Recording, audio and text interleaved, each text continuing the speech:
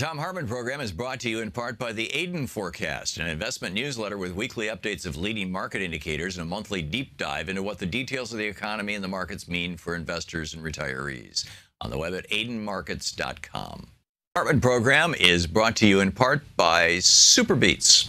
Super Beets are sourced from non-GMO beets, and they're packed with dietary nitrates, helping to produce nitric oxide for more energy, stamina, and support for healthy blood pressure levels naturally.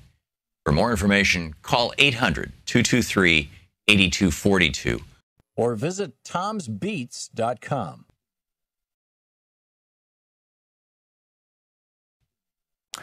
The Thom Hartmann Program is brought to you in part by X-Chair, the X-Chair office chair. xchairthom.com is the website, xchairthom.com.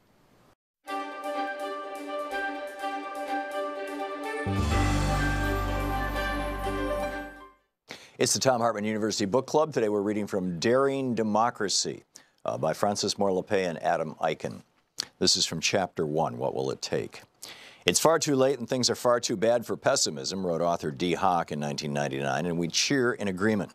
Yet we also know that in this treacherous time, it's really, really tough to stay true to this wise insight, and that's why we wrote this book. It's our way to find focus, energy, and honest hope. What has helped a lot is one realization. Despite the repeated refrain to the contrary, Americans are not fundamentally a divided people.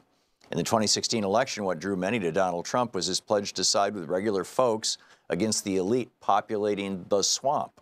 At the same time, one thing repelled many people from him was fear that he would instead fill the swamp, accelerating the corporate takeover of our democracy. Our point is that Americans who are typically portrayed as being far apart were actually seeking a similar change. In fact, poll after poll shows striking common ground in our values as well as our vision of the democracy we want. With one big exception, surveys of the super rich show a huge chasm between their hopes for our country's direction and that of the rest of us.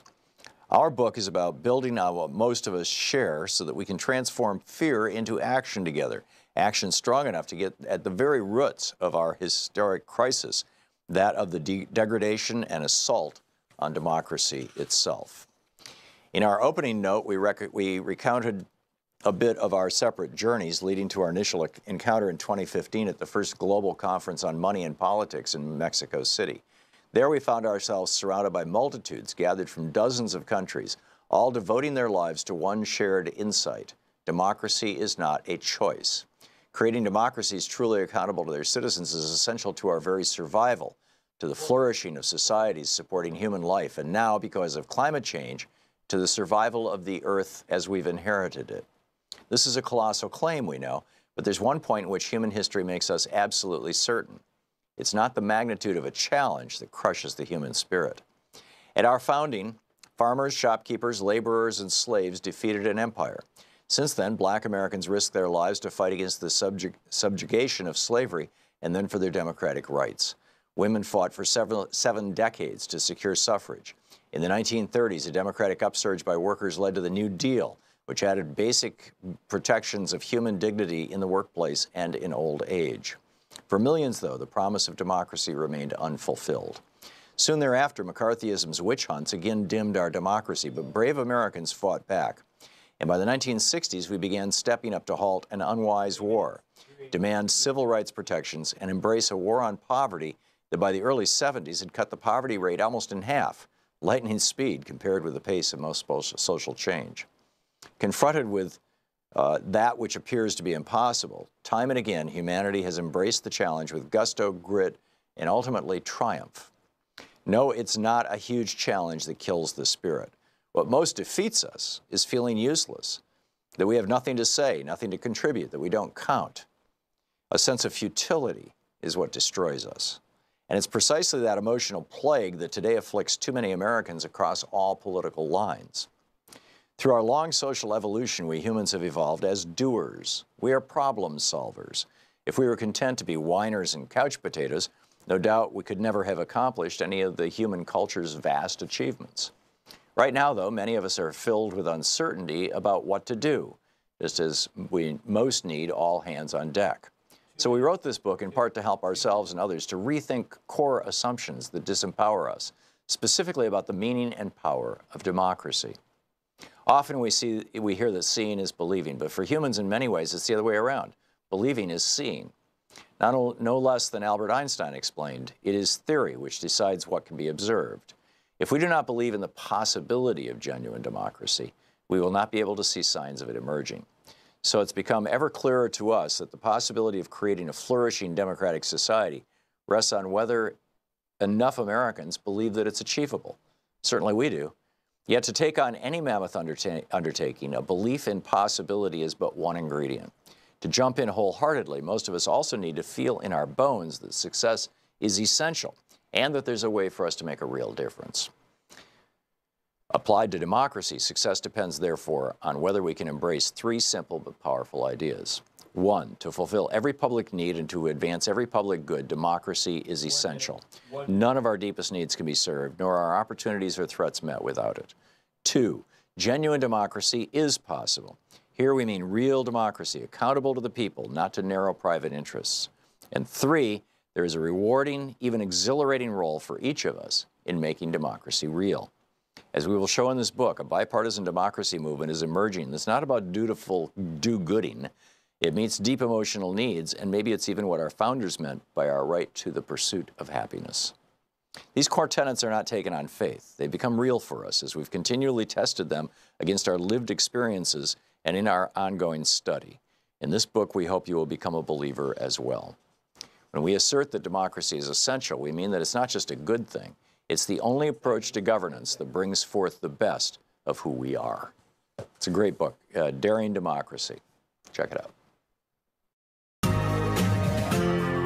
This is the Thom Hartmann Program. Greetings, my friends, patriots, lovers of democracy, truth, and justice, believers in peace, freedom, and the American way. I know we talked about this somewhat yesterday, but there's new news coming to the fore that's pretty shocking with regard to the level of graft and corruption that exists within the Trump White House and, frankly, within the Trump crime family. This is a really big deal. President Spanky owns or is half owner, I guess, or half participant in a development deal in Indonesia. And in fact, actually, Ron Wyden, this is fascinating. This was yesterday. Ron Wyden tweeted, "Why is Donald Trump personally protecting a Chinese tech company guilty of evading U.S. sanctions on Iran?" Why would that be?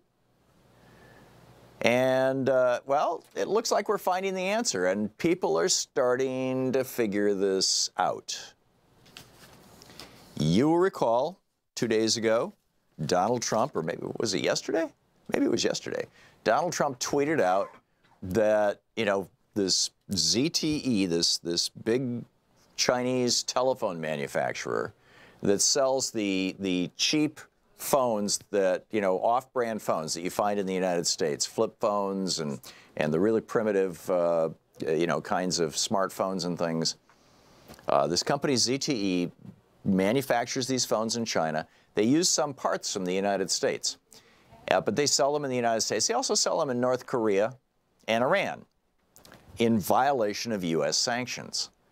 And so while Donald Trump is telling our European allies, the countries that we fought World War II against the Nazis with, and of course Germany, while he's telling our European allies, and in fact you saw this on, over the weekend, I believe it was Pompeo on the Sunday shows going, yeah, we may slap sanctions on the European allies if their companies sell anything to Iran. Okay, ZTE is selling their phones to Iran and North Korea. And there's concern that the phones that they're manufacturing in the United States are being used to spy on Americans. Now, I'm not sure that that's been proven, but, people are getting a little skitsy about it. And so Wilbur Ross, the billionaire who was, what, half owner of a bank in Cyprus along with a Russian oligarch where money was laundered and all kinds of weird stuff. Wilbur Ross, our billionaire commerce secretary, said, okay, that's it. You know, we're going to pull a plug. You can't do business with America. American chip manufacturers cannot sell you the pieces that you need to make your phones. And ZTE said, okay, that's cool. We'll lay off 70,000 people and shut down. Donald Trump tweets, hey, we're going to save those 70,000 Chinese jobs, not to worry. Now, as I mentioned yesterday, if ZTE shut down because they can't get parts from America, that means that an American company or an American entrepreneur who wants to start a company or an American entrepreneur who's already running companies, whether it's Tim Cook at Apple or Elon Musk at Tesla, could say, hey, I'm going to get into the low-end cell phone business. I mean, ZTE had 70,000 employees in China. We could hire 70,000 people in the United States and make these phones. That's the outcome that you want. That's the whole point of bringing our jobs back from China. But then Donald Trump directs his Commerce Department. He does, you know, typically when a president does something like this, he will say to the Commerce Department, would you please examine what the consequences of this action would be? And, you know, a bunch of, you know, good little pencil pushers put together all the numbers and they figure out what's, you know, what are the consequences? How is it going to work? What will be the impact on national security? Bring in the NSA and the Pentagon. What will be the impact on our economy? Bring in the Commerce Department, bring in the Labor Department. How's it going to affect our employment? All that kind of stuff. And then you get the information and you make a rational decision. Donald Trump did none of that. He didn't even consult with anybody in our government. He simply said, we're going to protect those 70,000 Chinese jobs. We're going to give this company an exemption that we're threatening not to give to China, to Spain, to Germany, excuse me, to France, Spain, Germany, the United Kingdom, Norway, I mean, you know, Denmark, fill in the blank, companies in Europe that are doing business with Iran also. We're going to nail them, but this Chinese phone company manufacturer, or phone manufacturing company? Nah. Turns out one day later, which would be either late yesterday or early this morning, I'm not, you know, part of this has to do with what time is it in China, but, you know, within 24 hours, China announced that they've got $500 million, $500 million that they are going to hand over to a project to help the Trump Organization. The wholly owned private little company that is owned by the Trump crime family. Donald and Ivanka and Jared and Don Jr. and Eric, you know, Uday and Kusei. So President Spanky makes a deal, apparently, with the Chinese. I will save your 70,000 jobs in China and screw American workers if you will put $500 million into this project in Indonesia. Now, what is the project in Indonesia? Well, let's go to the Jakarta Post. Jakarta is the capital of Indonesia, and this is the main newspaper in that capital. And a fascinating little story that ran in the Jakarta Post yesterday. The park, this is a subsidiary of Chinese state-owned construction firm Metallurgical Corporation of China, MCC, signed a deal with Indonesia's NC Land to develop a theme park. Right? This is like a Disney World that they're building. A theme park outside Jakarta as part of the ambitious project. The company said in a statement, this was last Thursday. The park expected to be backed. Now, at that point, they didn't know, right? This was last week. They didn't know if China was actually going to put the money in. China announced that they're putting the money in within 24 hours of Trump saying he was going to save 70,000 jobs in China. The park, expected to be backed with up to $500 million in Chinese government loans, is part of an integrated lifestyle resort known as MNC Lido City. The project includes Trump-branded hotels, Trump-branded residences, a Trump golf course, as well as other hotel, shopping, and residential developments. They called this, quote, the first cultural and tourism industry project by the Central Research Institute of Building and Construction in response to China's One Belt, One Road initiative. In other words, China's sprinkling money all over the world to turn themselves basically into the next empire, the next worldwide empire. And the Trump organization is now part of that. It was also, again, back to the Jakarta Post, it was also the first project to link the U.S. president's business interests to China's signature infrastructure initiative, which aims to connect the world's second largest economy, that would be China, with Africa, Asia, and Europe through a vast network of ports, railroads, roads, and industrial parks. The day after, Trump says, we'll save your 70,000 jobs. Mark Sumner, writing over at Daily Kos, the Chinese government, this is yesterday, the Chinese government, after the announcement, the Chinese government is directing $500 million to the Trump organization. And even the White House press office has been unable to say why this massive payoff is not simply an enormous bribe. The project includes hotels, a theme park, apartments, and, of course, a golf course. This company, by the way, not only makes cell phones, they also make surveillance gear. And they have repeatedly been lying to U.S. investors. So at the same time, I said it was Mike Pompeo on the weekend shows. It was actually John Bolton on the weekend shows who said that, he was going to go after European companies who do this. But not so much Chinese companies. Trump's actions, Mark Sumner writes, Trump's actions now appear to be simply the largest case of pay-for-play in history.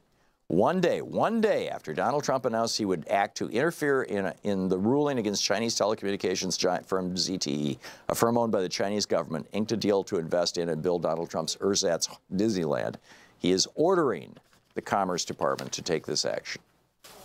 What we are looking at here is the normalization of graft, to quote Susan Grigsby over at Daily Kos. It's the normalization of corruption. This, I used to say that the Reagan administration was the most corrupt administration in the history of the United States. They had more people arrested and convicted of corruption than any other administration in history. And of course, this is at the core of what it means to be a Republican. I got some more stories to tell you after the break that are going to curl your hair. This is the Thom Hartmann Program. Or uncurl it, as the case may be. Stick around.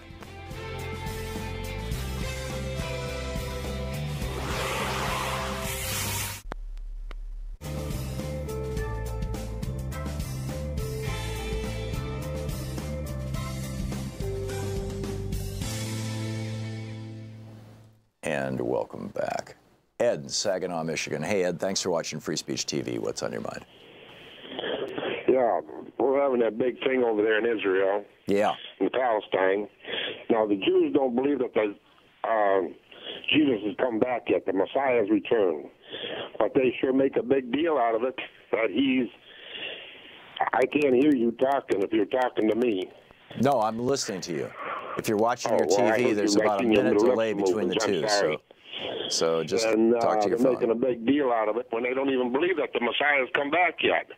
And then we move our embassy to Israel. Yeah, and this is not about, quote... Israel's getting away with all this is because these people say that Israel's got to take all that land over before Jesus will come back. I mean, one foot's fighting the other foot. I mean, they don't know what the hell they're talking about. Yeah, Ed, this is, thanks for the call. This is not about, quote, the Jews. There is no such thing, arguably, as the Jews. There is just as much diversity in the world of Judaism as there is in the world of Christianity or Islam. There are different factions. There are conservatives. There are liberals. There are progressives. There are people who were raised in the religion but don't practice it. Just that whole spectrum. And excuse me. And the same thing with regard to Israel. Bibi Netanyahu is the prime minister of Israel, but he never even got a majority vote. He's overseeing a coalition government. in my opinion, Bibi Netanyahu doesn't represent the worldview of the majority of Israelis. And, you know, I was reading Haaretz last night, the progressive, or say liberal newspaper in Israel, the #2 paper in the country. Maybe it's #3 now. Shelley Adelson has a right-wing, hardcore, pro-Trump newspaper that they give away all across Israel. And it's been one of the principal propaganda pieces. It's really ironic, you know, for Netanyahu. It's really ironic that you've got an Australian billionaire, now a U.S. citizen, Rupert Murdoch, who owns the news agency in the United States that's the propaganda outlet for Trump. And then you've got an American billionaire, Shelley Adelson, who owns the principal news outlet that is a propaganda outlet for Netanyahu in Israel. But go figure. But there is a hell of a lot of debate about this in Israel, and I would encourage you to check out Haaretz, Haaretz.com is the website. Haaretz all run together. You have to sign up. You can read 8 or 10 free articles, you know, a month if you don't want to subscribe. But you have to sign up. But you will see an actual debate. I mean, there's a real debate going on in Israel, and it's one of the things that people who are supporters of Israel like about Israel is that, you know, it's still functionally a democracy, even if it's a democracy that's been captured by right-wing whack jobs like Bibi Netanyahu. I mean, you could say the same thing about the United States. We're still functionally a democracy, but we've been captured by right-wing whack jobs, specifically Donald Trump and all these other guys. But it's still, you know, I mean, you know, it's still a country. So, you know, let's be careful about our use of language here. Yeah, what Israel did yesterday is horrible, and today they're using mostly tear gas, which is what they should have been using all along. I think they've figured out that the publicity of murdering children and then trying to call them terrorists is pretty sick and pathetic. And the rest of the world isn't buying it, no matter what Nikki Haley says at the UN. We'll be back.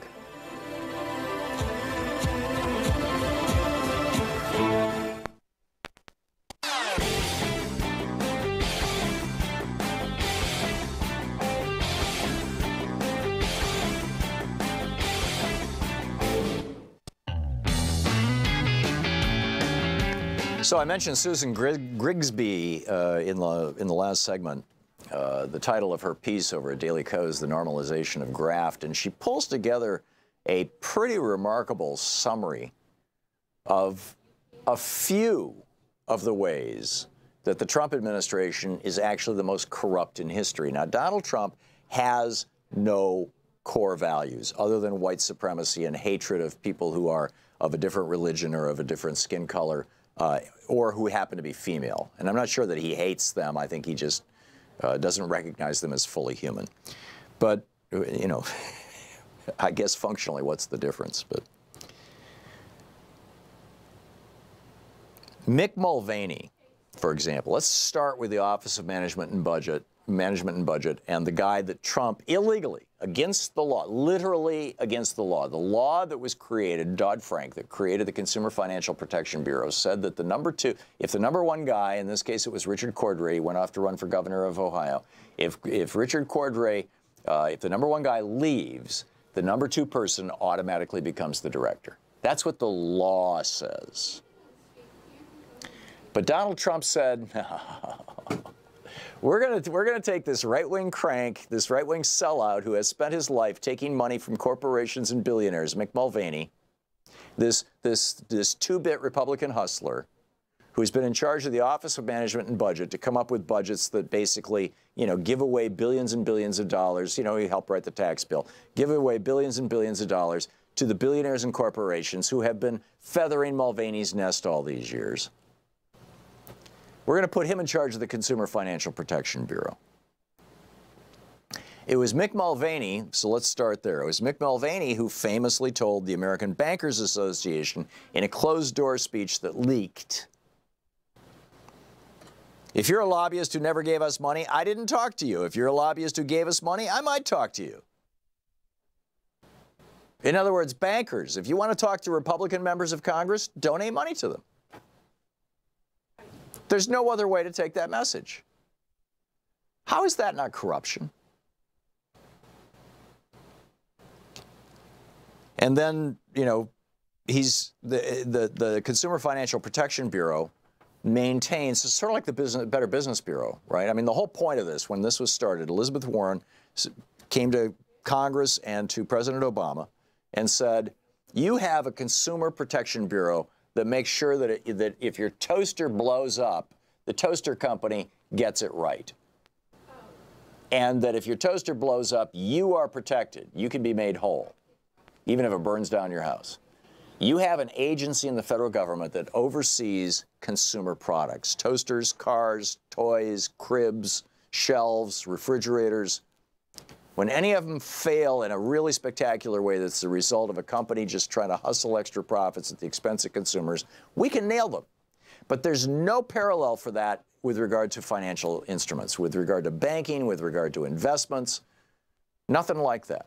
So let's create one. And they created, it's called the Consumer Financial Protection Bureau. It has recovered on behalf of consumers and returned to those consumers so far in the 2 years since it was created, over $11 billion given back to you and me, consumers. So of course, Mick Mulvaney wants to destroy it. And one of the things that the CFPB has is a database of all the people who have complained against financial service companies and exactly what their complaints are, just like the Better Business Bureau does. So what does Mulvaney say? I don't see anything in here that I have to run a Yelp for financial services sponsored by the federal government. I don't see anything in here that says I have to make all of these public. He wants to take he wants to take out of public view what the CFPB has done, all the good things it's done for people, and the complaints against financial service companies. So you got him. Then you got Scott Pruitt, maybe the second most corrupt member of the Trump administration. Like Mulvaney, she writes, Pruitt is always ready to listen to anyone who can pay for his time by contributing to his well-being. He placed a polluted California area on his personal priority list of Superfund sites targeted for immediate and intense action after conservative radio and television host Hugh Hewitt brokered a meeting between him and lawyers for the Water District that was seeking federal help to clean up a polluted Orange County site. Now, why does Hugh Hewitt care about pollution in Orange County when, generally speaking, right-wing radio hosts don't care about pollution anywhere? Well, he lives in Orange County, and his son works for the Orange County Water District. So he calls up Hugh Hewitt. So Hugh Hewitt calls up Scott Pruitt and says, hey, do something about this, and Pruitt does it. He takes another water deal. He takes a meeting with an Israeli water purification company called WaterGen and gives them a huge research deal with the EPA. Why? Because Shelley Adelson asked him to. So that's, that's Pruitt. And it goes on, from there. And then you get Ryan Zinke, right? All kinds of scandals, giving away federal lands to donors. What a surprise. You're listening to the Thom Hartmann Program. Call 202-808-9925. And much of this corruption, because of right-wingers on the Supreme Court, 13 out of the last 17 Supreme Court justices appointed by Republicans.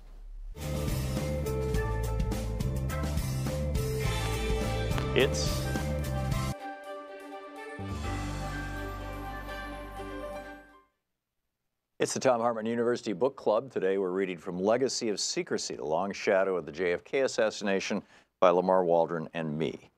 The assassination of President John F. Kennedy on November 22, 1963, triggered cover-ups by officials, this is from the introduction, by the way, that continue to negatively impact American politics, life, and foreign policy. Legacy of Secrecy details those cover-ups and hidden investigations, many for the first time, including the reasons they were carried out under such intense secrecy. Most were spawned by John and Robert Kennedy's top-secret 1963 plan to stage a coup against Fidel Castro, a plan so highly classified that it only started to be exposed in 2005 and is finally revealed in this book. Their own confessions now show that three mafia bosses, Carlos Marcello, Santo Trafficante, and Johnny Roselli, were behind JFK's assassination. They used parts of the secret coup plan to kill JFK in a way that forced Attorney General Robert Kennedy, President Lyndon B. Johnson, excuse me, FBI Director J. Edgar Hoover, and high CIA official Richard Helms to withhold critical information not only from the public and the press, but also from each other and sometimes their own investigators. It's important to keep in mind that JFK was murdered just a year after the tense nuclear standoff during the Cuban Missile Crisis.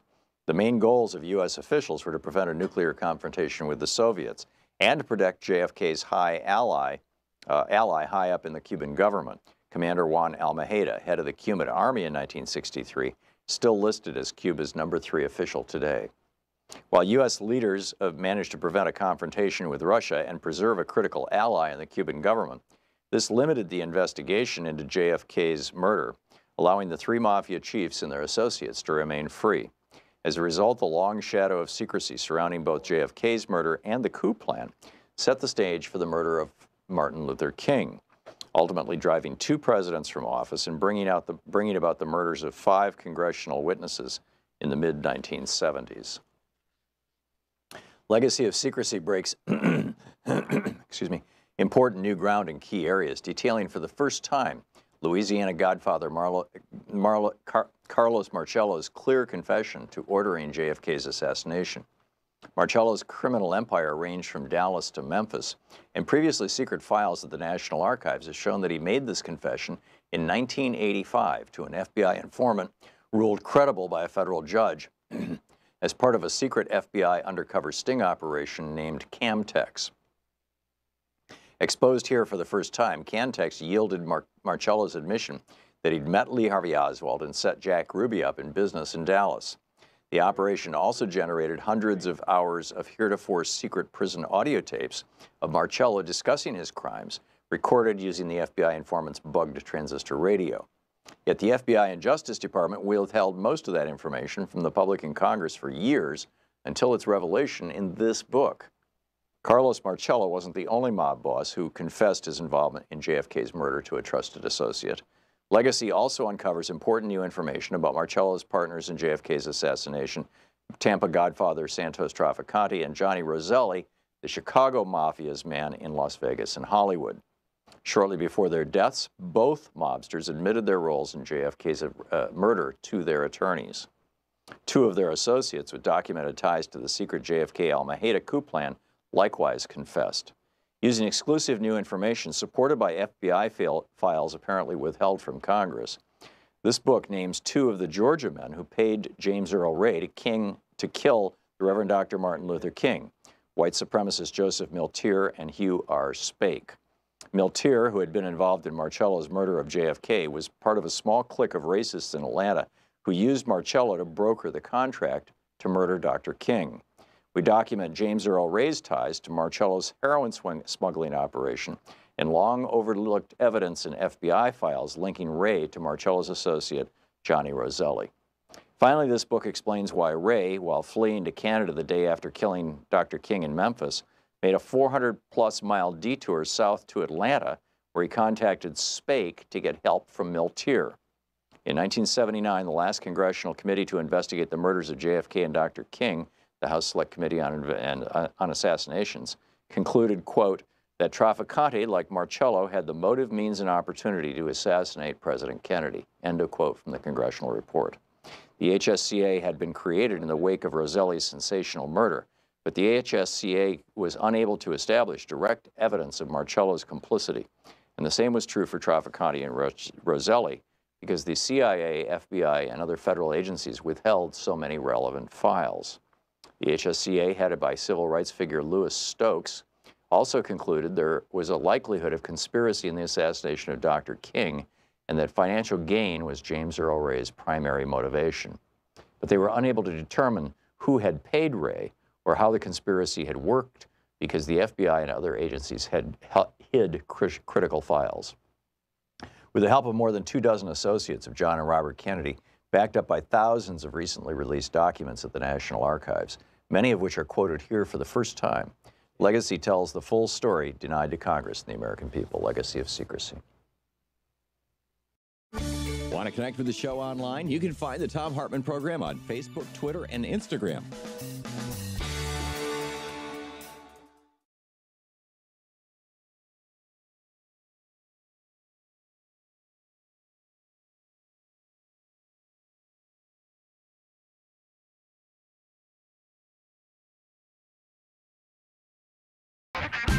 So the corruption is not limited to the Trump administration, by the way. This is something, you know, the whole idea of being a Republican. If you're a Republican, you know, voter in Iowa, being a Republican means basically you don't want black people moving into your state, right? You don't want Hispanics coming, you know, sending their kids to your school. You're uncomfortable with gay people, you know, sitting next to you in the theater. I mean, that's what it means to be a Republican in the, quote, the heartland, which, by the way, is no more or less the heart of America than any place else. We're all Americans in this country. This whole idea that there are real Americans in the middle of America is just one of the most corrosive and corrupt of the Republican memes that has, you know, come in a long time. It's like Nixon's silent majority, which, by the way, the silent majority was like, you know, white people who were upset with the civil rights movement. That's what, you know, that's what it will always code for. So it's not just the Trump administration that is corrupt. It is the whole Republican zeitgeist. It is the whole, you know, you've got Republicans running individual states who are doing it in just as corrupt a fashion as Donald Trump is running the United States. Because the animating impulse of the Republican Party, aside from the, you know, the racism and phobias and fears, which is what from the top down, they drive down through Fox News and right-wing hate radio, you know, to cause Republican voters to be frightened and hateful so that they will vote Republican. But the real principle of the Republican Party is help out rich people, right? Pure and simple. And so you don't need to look to Trump to find this. For example, in Wisconsin Public Radio, Chuck Quirmbach reporting along with the Associated Press. You'll recall that Scott Walker is spending some, you know, there's different numbers that are used. One of the numbers I've seen is $3 million per job. He's giving a Chinese company out of communist China, a Chinese company aligned with the Chinese military, he's giving them $3 billion worth of subsidies and gifts and tax abatements and things in order to open a factory in Wisconsin that will employ a couple thousand people and that will dump enormous amounts of pollution into Lake Michigan. And that company has to hire an American contractor to build their campus, right? So who do we hire? Well, hey, we've got Scott Walker. He's a Republican governor. Republicans only give money to their friends. Republicans only give money to rich friends, in fact. So it turns out there's this guy in Wisconsin who has been donating to Scott Walker's career ever since he was a Milwaukee County, essentially a county commissioner. They call it county executive in Wisconsin. This guy has been a donor to Scott Walker from the beginning of his political career. His name is John Hammes, John-Hammes, and he was the the campaign director, the finance chairman, excuse me, for Scott Walker's 2015 bid for president. And he is currently Scott Walker's campaign finance chairman for his, he's running for re-election. This is John Hammes. John Hammes owns a company called the Hammes Company. He's given hundreds of thousands of dollars to Republicans and to Scott Walker. He's been a donor to Walker since the beginning. And so guess what company Foxconn chose to build their campus? Hammes Company. Right. Melanie Conklin of the Democratic Party of Wisconsin says, this is another sign of corruption in the Walker administration, to be giving major contracts on something you did for your re-election to one of your largest donors, and the person who chairs your campaign finance committee does not fit with Wisconsin values. Well, it certainly fits with the Republican values. Corky in New York. Hey, in Hilton, New York. Hey, Corky, what's on your mind? Oh, Tom, yeah. It's a lovely administration. Yeah. You know, if you like snakes and rats, yeah. This guy told you he was a crook before he got in. Yeah. Yeah. I mean, we've known he was a crook since the 80s. Dumping $500 million into his project. Yeah. Are you still there? I am. I'm listening. Okay. Corky, thanks. Good point. Lynn in Sikeston, Missouri. Hey, Lynn, what's on your mind? Not much. How you doing, Good. Tom? What's up? Well, I just started calling you. My cell phone went belly up on me, so I went down to AT&T and bought me another one. And they sold me a ZTE phone. Oh, really? It's cheap. Yeah, it's an Android phone. Uh-huh. So I listened to the news and everything, watching everything. I said, man, maybe I better take this thing back out there before, something happens or whatever. So I took it back out there, and they told me, you can't believe anything you hear on TV. So the phone's not actually spying on you and sending the information back to China. It's just a good phone. They can't guarantee that. They can't guarantee that. But they said they banned it on all the Army bases, so that don't sound good. Yep. Yep. Not just all the Army bases. It's also been banned in government offices. I mean, this, it's like, these operators, it's like I've got I went to Best Buys to buy a TV, and I wanted to get a TV that was not a smart TV because I wanted to hook it up to a Roku box or an Apple box and have some control over it. But I wanted to, hook some Bluetooth speakers up to it. And the guy said, well, the only one that's got Bluetooth is a smart TV. And he sold me this LG TV, which is a Chinese company. And now, because I've got this damn smart TV, I can't add apps without opening an account with LT or LG or whatever it is, which I'm assuming my information ends up in China. And it's like, so some Chinese company knows everything I'm doing on TV. And, your Chinese phone is going to tell China everything. It is bizarre, Lynn. It is absolutely bizarre. Well, I tell you what, if they're monitoring me, they're going to be awful bored.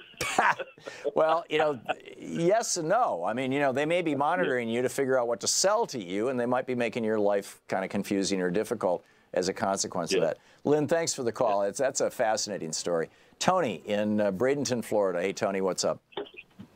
Hi, Tom. I just want to say, Trump said that he's going to find his leakers. He's going to. I'm sorry. Say it again. He was going to find the leakers. Oh, find the leakers. Traitors. Yes. Yeah, in his administration. Yeah. If we look back at history, Hitler had his own leakers. Many leakers. They tried to get rid of him, unsuccessful. Well, Hitler had leakers probably up until 1935 when he started putting them to death. I mean, it was like, and if Trump wants to stop the leaks out of the White House, he's going to have to do what Hitler did, bring them in and garrote them or torture them, in front of yourself and your senior command staff and laugh at it as they die. That's what Hitler did. And, but the fact that there are all these leakers, there were not leakers like this coming out of the Obama administration, because people who worked for President Obama knew that he was a man of integrity. They respected him. There was an open and honest process in the White House. The people who work in the Trump White House get it. They are working in a graft machine, in a corrupt administration. This guy, this President Spanky he's a modern day mob boss. He's the mafia without the Italian ancestry. He's the, this is who he is. And this is the business that he's been in his whole life. The guy is a grifter. And so, and he's surrounded himself with grifters like Mulvaney and Zinke and Pruitt. I mean, these guys are just hustlers. That's all they are. And people inside the White House are figuring that out. And that's why they're going to the press, because they don't trust this White House either. Tony, thanks for the call. Charlie in Logan, New Mexico. Hey, Charlie, what's on your mind? I was just thinking in terms of the 70,000 jobs to China. Is it just coincidence that this comes right on the tail end of the hostage release? From North Korea? I doubt it has anything to do with that. I think that was Kim Jong-un's way of playing Trump. He learned from the Saudis, who figured out that if you suck up to Trump, he will do whatever you want and give you whatever you want as long as you suck up to him and make him look good. That's all Trump cares about. He doesn't care about what's best for the United States. He doesn't even care about what's best for the world. And frankly, I'm not sure he even cares about what's best for his family. He just cares about what's best for himself. I agree with all of that, but I just wondered, I've always felt that their release had more to do with Kim's trip to Beijing a few weeks ago than anything else. Yeah, it may be that when Kim went to Beijing, Deng Xiaoping, President Xi said, I got my wrong order of presidents here. Wrong generation. Yeah, exactly. President Xi may have said to him, hey, here's what I figured out when I went and visited Trump at Mar-a-Lago is, you suck up to this guy, give him publicity wins, and he doesn't care what happens out of the view of the public. He just cares about what happens in front of the public. So if you can give him a publicity win, it won't cost you a penny to get rid of those 3 hostages. In fact, it'll save you money, and because you won't have to feed them. It won't hurt you to get rid of them, and it'll put Trump in your debt, and it'll make Trump more inclined to go along with the deal. So, Charlie, you may well be right that it was President Xi who was behind, this, or at least encouraged this. But I doubt it has anything to do with the ZTE. I think that is entirely about Trump getting $500 million from the Chinese government for his Indonesia hotel. Listening to Thom Hartmann. Visit ThomHartmann.com for audio and video archive. And his Indonesia condos and his Indonesia golf course, all part of this little Disneyland that's being developed in Indonesia, where Trump is the 50% partner, and now it's being funded by the Chinese.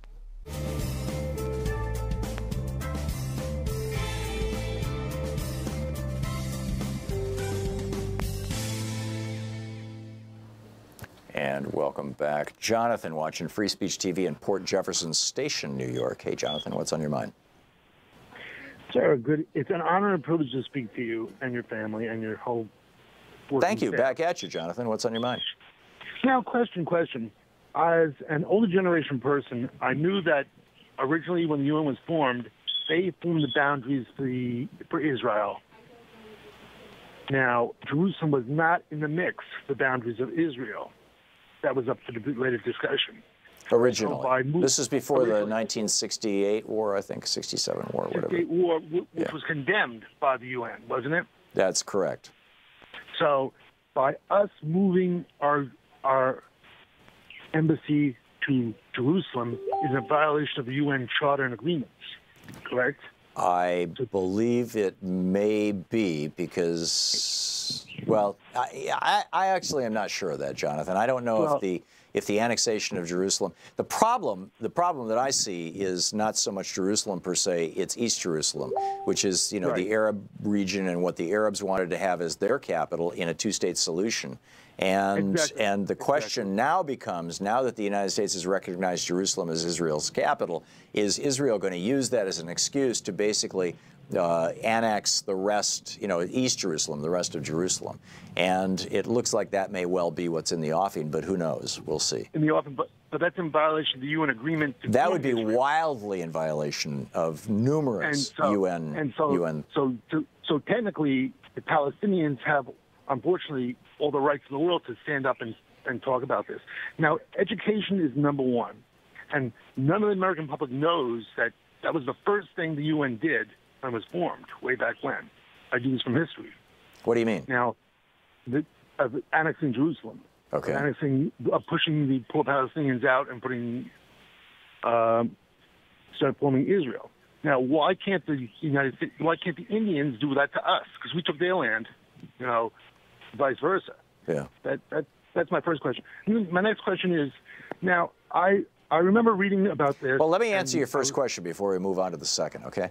The Israelis actually point to us and what we did to the Indians by way of saying, hey, and Mexico for that matter, you guys fought a war with Mexico, you seized their territory, it's yours. You guys fought a war with the Indians, you seized their territory, it's yours. We fought a war with the Palestinians and with the Arabs, we seized their land. Why isn't it ours? Because the lack of information, Well, you could say because we have different standards now than we had in the 1840s or throughout the 16, 17, 18th century, 19th centuries. Right. But go ahead. Question two. My basic statement in question is, since we have violated the UN agreement by moving our embassy to Jerusalem, that negates the agreement. What agreement? The agreement to form Israel. Oh, I don't think so at all. Okay, number two. Now, I was an operator many years ago, reading up on the current president, and when in 1992, it's a proven fact he had consensual sex with a 14-year-old. Donald Trump? Yeah. Are you talking about... Donald Trump had consensual sex with a person that wanted to be a movie star. She was 14 or 13. I forgot. Yeah, Jonathan, I don't know anything about that, and unless you can give me some evidence, I don't frankly want to talk about it. I think that, it's fine to criticize the president for things that you can demonstrate, but to no.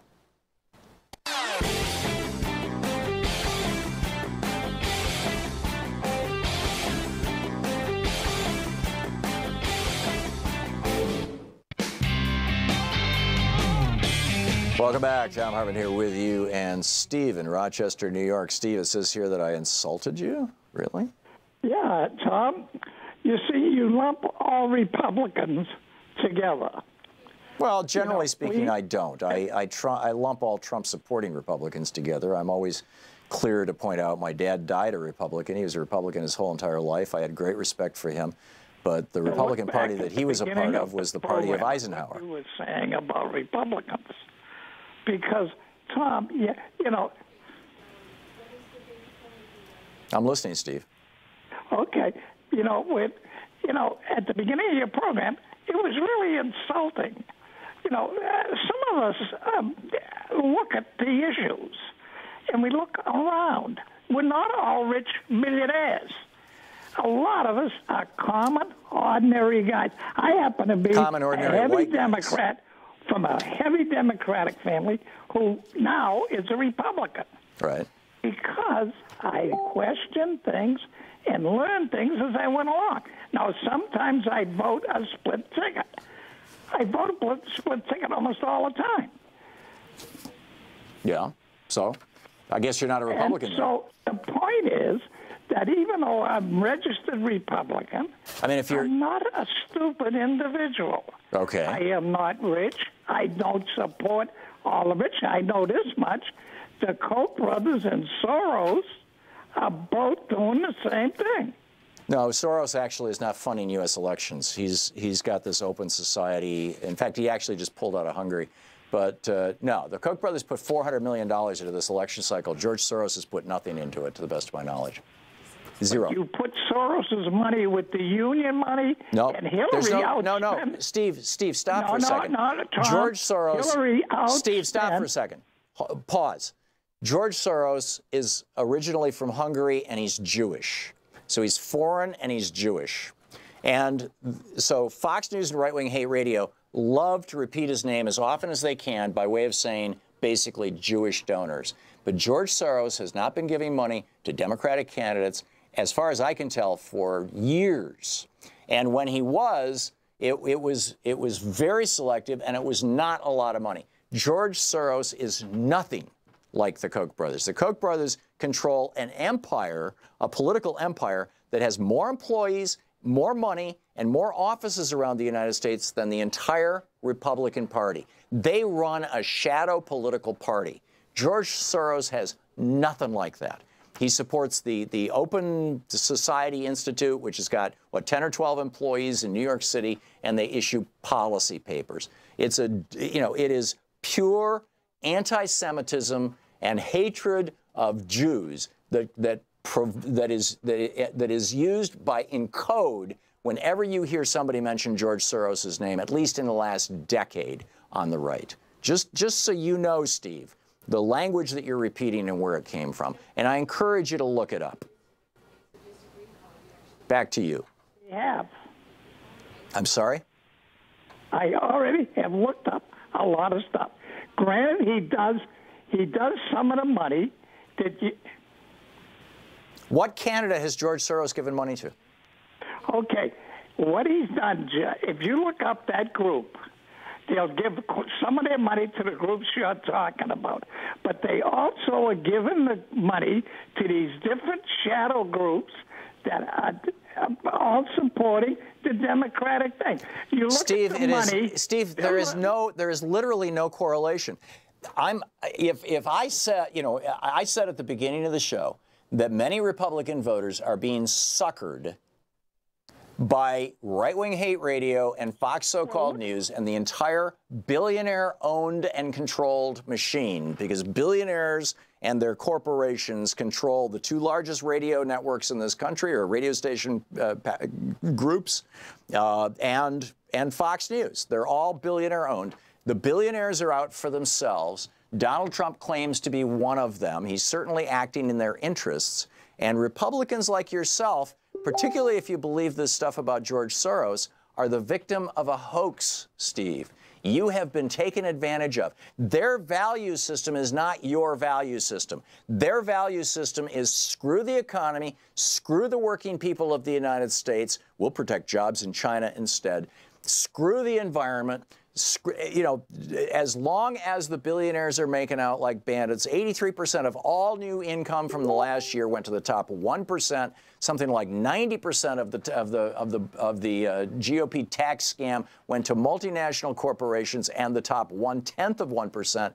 They don't give a rat's ass about you. What they do is they throw out fear of black people, fear of brown people, fear of gay people, and oh my God, they're going to take your guns. And gee, you're not Christian enough. They throw that stuff out to get people to basically sucker people. And Steve, you have my sympathy. They've got their hooks into you, but you have nothing in this argument.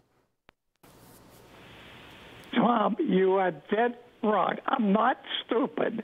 I'm not saying you are, Steve. Very smart people get taken in by con men. You're insulting my intelligence. No, very smart people get taken in by con men. It is a common thing. No, Tom, the guy that owns ABC, and look at all those rich guys in back of the television things. Tom, I'm not exactly stupid. I like to look things all over. And, you know, the thing is, with people like you, is you are so determined, the rest of us are dumb. Steve, I keep saying I don't think you're dumb. Some of the smartest people I know have been taken in by these scams. It is not at all unusual. In fact, smart people arguably are even more vulnerable to it because they're putting together so much information. But let's look at the values, just real simply.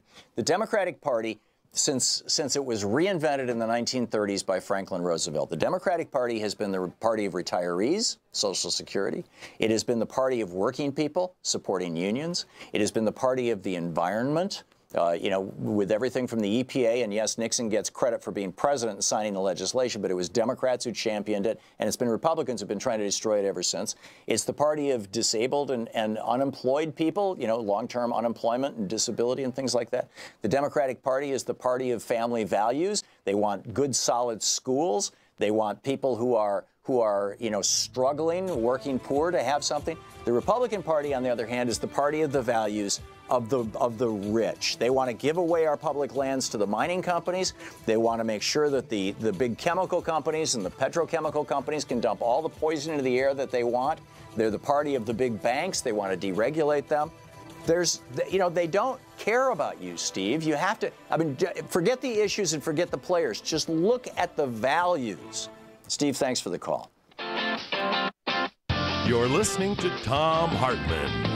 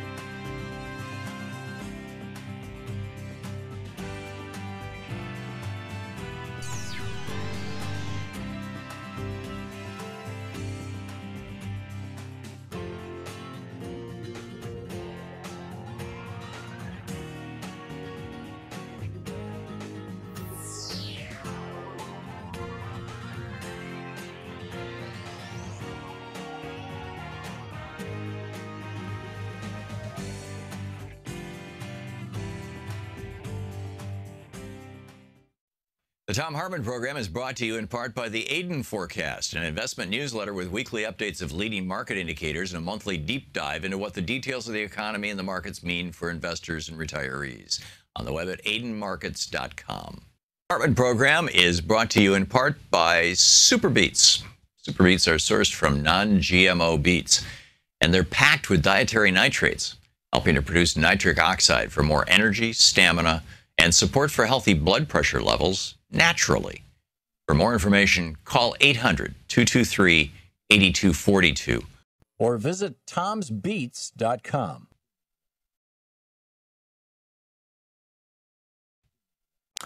The Thom Hartmann Program is brought to you in part by X-Chair, the X-Chair office chair. xchairtom.com is the website, xchairtom.com.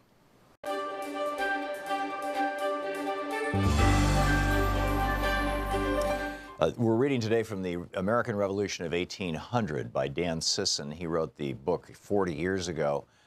Recently, I went through, Dan and I actually went through, I wrote a foreword and an afterword to it and did some substantial editing on the book. And it's something you need to read. This is from the introduction, which I wrote. It is rare when a book about our early republic is relevant 40 years after it was originally published. It is rarer still when that book provides insight into national problems we refuse to solve 2 centuries later. You are therefore holding in your hands or reading on your pad or computer one of the most important books you will ever encounter. Here is why. Unlike other histories of this era, this book is written from a revolutionary perspective, much like Jefferson's generation viewed the world. The American Revolution of 1800 was not just about an election. It was about the life and death struggle for power between democratic-republican principles and oligarchic plutocratic values based on corruption. In short, this book, by implication, is about the identical crisis America faces today.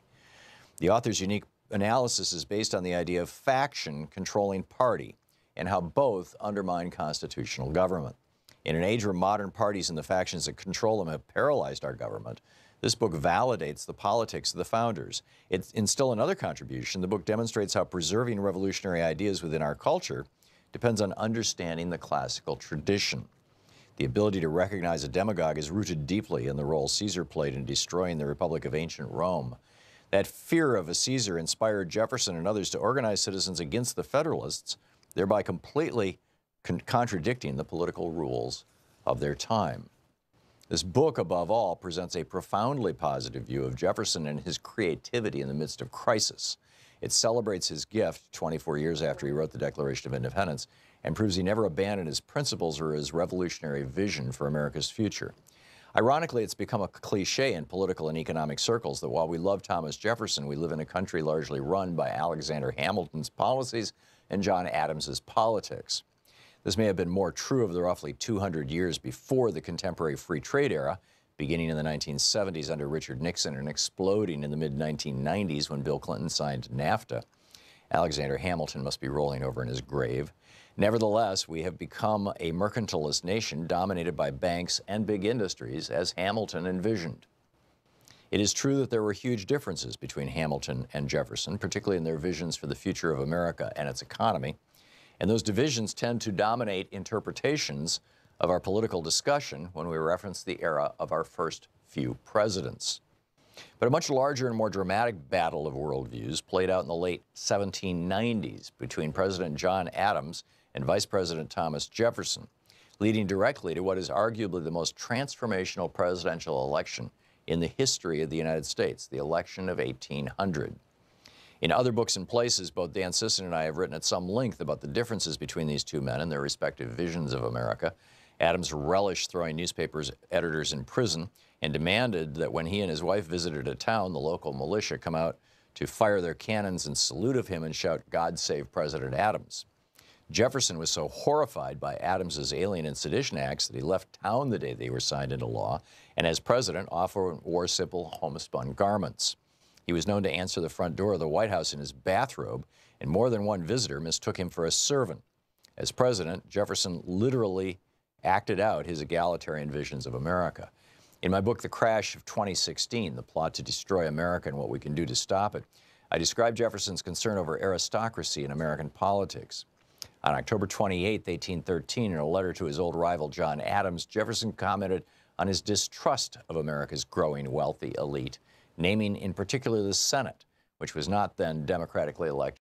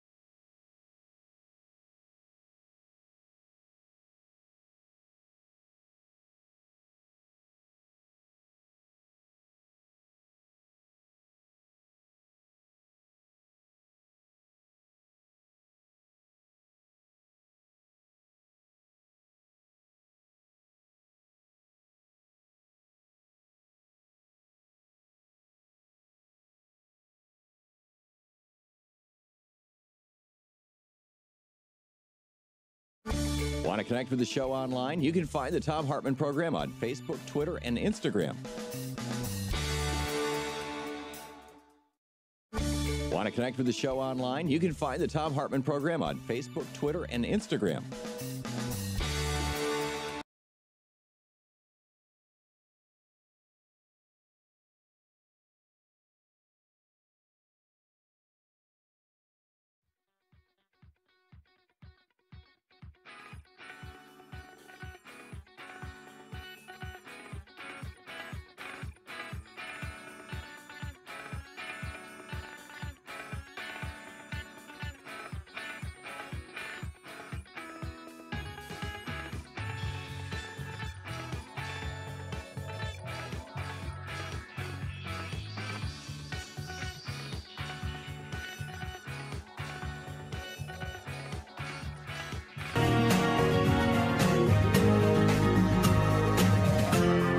This is the Thom Hartmann Program. There's a fascinating phenomena going on in the United States right now. You know, at the extreme end of despair, you see, for example, the Palestinians in Gaza, who are, you know, hey, we've been living in a prison camp for years and years. We have no jobs. The septic systems don't work. The water systems don't work. The hospitals are understaffed. The stores are half empty. There's you know, massive unemployment. And if we go up near the wall or near the fence to protest, they shoot at us. By the way, I heard somebody this morning on one of the television networks saying, well, yeah, any country in the world, if you had people coming up to their fence like that, would shoot at them. I suspect that if Donald Trump had ordered the Border Patrol to shoot through the fence at that caravan from South Mexico, from Central America, to shoot at those people, there would be hell to pay in the United States. But anyhow, I heard that argument being made, but I don't buy it. But in any case, that's one extreme end of hey, to paraphrase Bob Dylan, when you ain't got nothing, you got nothing to lose. The other extreme end is, the United States in the 1950s. And things were going well. There was not much protest. In fact, to the best of my knowledge, there wasn't any protest. People had jobs. The economy was growing. Unionization was hitting 30%. You could go to college for free on the GI Bill. You could get federal subsidies for your house. Doctors made house calls. It cost $300 to go to the hospital and have a baby. I mean, there was a time in the United States when life was good, at least for white people. And for some people of color as well, but mostly, we were still an apartheid country. But still, there was a time in this country when, broadly speaking, things were not insanely terrible. So you've got that spectrum, or let's say that the other end of the spectrum would be Denmark, or Norway, or Sweden, or France, where basically people are not protesting, people are not upset. And in between, let's say Denmark, the happiest country in the world, and Gaza, probably the most miserable place in the world, in between those two is us. And this study just came out from the Blue Cross Blue Shield Association. They insure 106 million people, which should give you pause. But, shouldn't the government be doing that?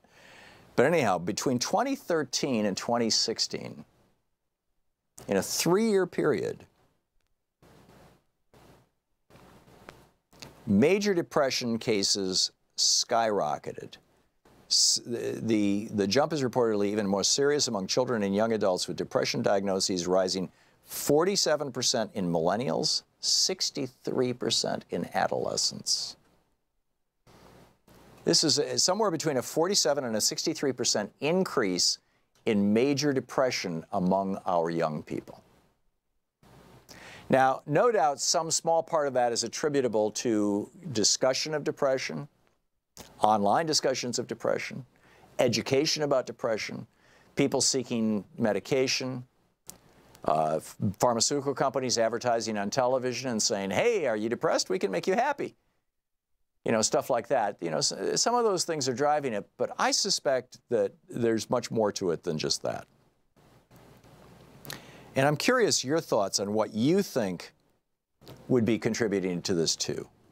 This study by the CBS station in Chicago suggests, and they're quoting Dr. Karen Haywood, who says increased use of electronics, video games more commonly in boys, and social media and texting more commonly in girls can lead to increased conflict both within the home and among peers. High users of social media have been linked to higher rates of social isolation than low users. So she's suggesting that it's basically our phones and our computers. But I think it's a lot more than that, and I'm curious your thoughts on this. And I'm not looking for stories of depression. What I'm looking for are your opinion on why are people depressed? And let me give you some possible answers. You know, some brainstorming that I did on, you know, what could be behind this. Among this generation, we have massive student debt, and among the younger people, the prospect of massive student debt. If you go to college, which everybody wants to do, or not everybody, but many people want to do, you go to college, by the time you graduate, you're going to have to spend the first 30, 40 years of your life just paying off your student debt. Because the for-profit college industry and the for-profit banking industry and the politicians they own who changed the bankruptcy bill in 2005, they all got together and said, let's screw young people and make the banksters rich and make the billionaires, the DeVosses of the world, you know, who support or own for-profit charter schools and private schools. Let's make them rich. So is it student debt? Is it global warming? I talked to some young people a couple of weeks ago. I was down in Los Angeles and you know, hanging out with some friends of mine, and they had some kids. And one of their kids was saying to me words to the effect of, we all know that by the time we're your age, this world is going to be in a whole world of hurt. There's going to be millions of refugees. There's probably going to be worldwide war. And large parts of the United States may not even be habitable. We all know this. So is it climate change that's causing depression? Is it the corruption of politics, what I was talking about in the last hour? The fact that you know, the Donald Trump administration and the Republican Party in general are so corrupt. And there's parts of the Democratic Party that are corrupt as well. You've got Democrats who are absolutely just as much as Republicans in the pockets of big insurance companies, big bank companies, big oil companies, big gun manufacturers, you name it. Now, it's a small percentage of Democrats, and it's 100% of the Republicans, but it's there. And it's all brought to you, by the way, courtesy of a group of Republicans, or Republican appointees, 100% of them Republican appointees on the U.S. Supreme Court. As I mentioned in the last hour, 13 out of the last 17 Supreme Court appointees were appointed by Republicans. And if they can't do it honestly, they do it dishonestly, the way Mitch McConnell prevented President Barack Obama from having his appointee, Merrick Garland, on the Supreme Court for almost a full year. So is it the corruption of government, the feeling, you know, as Gillens and Page pointed out in this Northwestern University study back from about 3 years ago, we had them on this program talking about it, that if you're in the top 1%, your political priorities actually get enacted into legislation. If you're in the top 10%, your political priorities, you got about a 60% chance of them getting enacted into legislation. If you're in the bottom 90%, your political priorities are completely irrelevant. The probability of them being enacted into legislation are statistically identical to random noise. There is no measurable relationship between what the bottom 90% of Americans want and what Congress actually does. So is that what's causing depression? Is it that our society has become, and has been becoming since the 70s and 80s, really, with the rise of Ayn Rand libertarianism, objectivism, the whole Libertarian Party, the Rand Paul phenomena, all this stuff, has become basically more vicious, more cutthroat, less compassionate, less concerned for people, more concerned for billionaires. That our political discourse and our ongoing discussion is becoming more libertarian. Is that causing children to be depressed, and young people, and adults for that matter? Is it the school shootings? The fact that they know that every day that they go to school could be the last day on earth. I mean, you know, I grew up in a world where that never even occurred to me. I mean, we were worried about the Soviet Union launching missiles, but we didn't even take all that seriously. Is it the guns? Is it the rise of right-wing hate? Is it that white people are beginning to learn what people of color have known forever in this country, which is you can't even walk down the damn street without having your life at risk? You can't go buy a bag of Skittles and a can of iced tea like Trayvon Martin did without ending up dead before you get home. You can't have a taillight out like Sandra Bland did. You can't sell loose cigarettes on the street. I mean, it just goes on and on and on. We've got, like Eric Garner did, we've got this long list. I mean, you can't barbecue at like the family did in Oakland. And of course, for centuries, people of color have had good and solid and legitimate reasons to experience depression or rage or PTSD and the whole spectrum of stuff. But is it possible that as young people, as white young people are becoming friends with people of color, that they're beginning to empathize with them? And that is now smearing across our political dialogue? Is it the right-wing hate? Is it the fact that right-wingers now are responsible for more deaths in the United States, more murders, more political terrorist murders in the United States than even so-called Muslim terrorists? Is it that?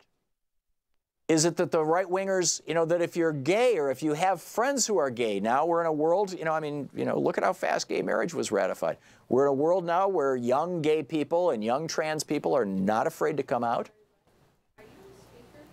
And so, is it that they're identifying with their friends? That's why they're depressed? What's going on here? Is it the rise of right-wing hate that's causing this depression? And by the way, all of these things that I just shared with you, from the student debt to the global warming to the corruption of politics to the more libertarian, less compassion, to school shootings, to the rise of guns, the rise of right-wing hate, all of these things brought to you courtesy of the Republican Party. So is it the Republican Party and so-called conservative right-wing hate politics that is causing this explosion of depression? Or is it something completely different from that? Something I'm completely missing because I'm so blinded by being a lefty? What do you think? Why are we seeing this explosion of depression and anxiety? This is the Thom Hartmann Program. I've shared my theories with you. We will check out your theories in just a moment.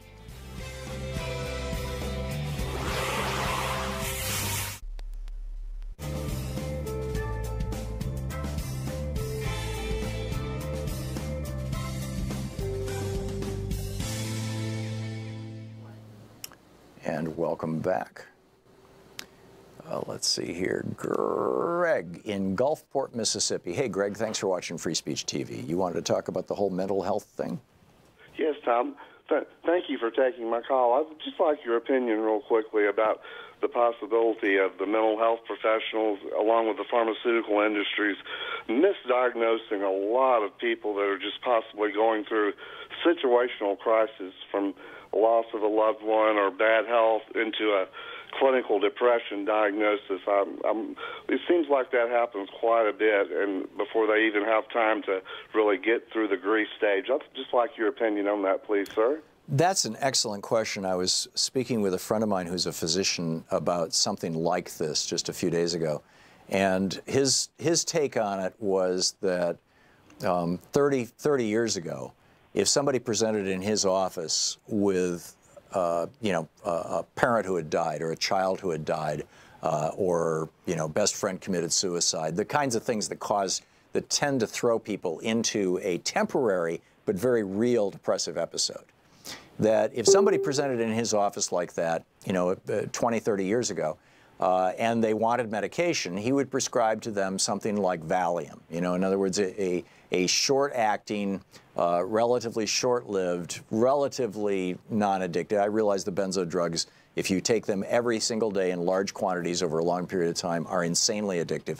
But generally speaking, when used as directed, you know, over a short period of time, just a few weeks, just to get past it, they're just fine, right? He would have prescribed that. Now, he said, the benzo drugs have become radioactive, and in large part because the SSRI industry is sponsoring all these studies trashing the benzos. And so now you've got these selective serotonin reuptake inhibitor drugs, you know, Prozac and family. And those drugs are really designed for long-term use. Because they're so addictive. Addictive is not quite the right word, but you know, I think eventually we're going to start calling them addictive. I have known people who tried to kick SSRI drugs, and they end up with electric shocks in their brain. They've described it as being harder to kick than nicotine. Nicotine is 5 times harder to kick than heroin. So we're talking about a serious problem here. So now when somebody goes in and says, my girlfriend left me, or my dog died, or my best friend committed suicide, or my father just died, they're given Prozac, or, you know, it's equivalent. And the problem with that is that after 4 or 5 weeks, first of all, it takes a couple weeks for them to kick in. And then secondly, after 4 or 5 weeks on this stuff, you know, basically you can't stop. And so for years now, you've got a patient, which is exactly what the pharmaceutical companies want. But you've also got somebody who is diagnosed as depressed and on medication for it over a multi-year period rather than just a few weeks. And so that may be skewing the statistics. Does that make sense, Greg, as an answer to your question? Oh, I agree 100%, and thank you so much, Tom, for always telling us the truth. You're one of the few people left, and I hope you're on the air forever. Well, thank you.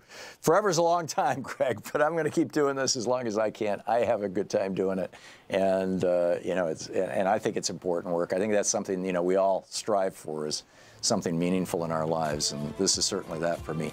Greg, thank you for your kind words, and I think spot on. I think you're onto something. We'll be right back. It's 22 minutes past the hour.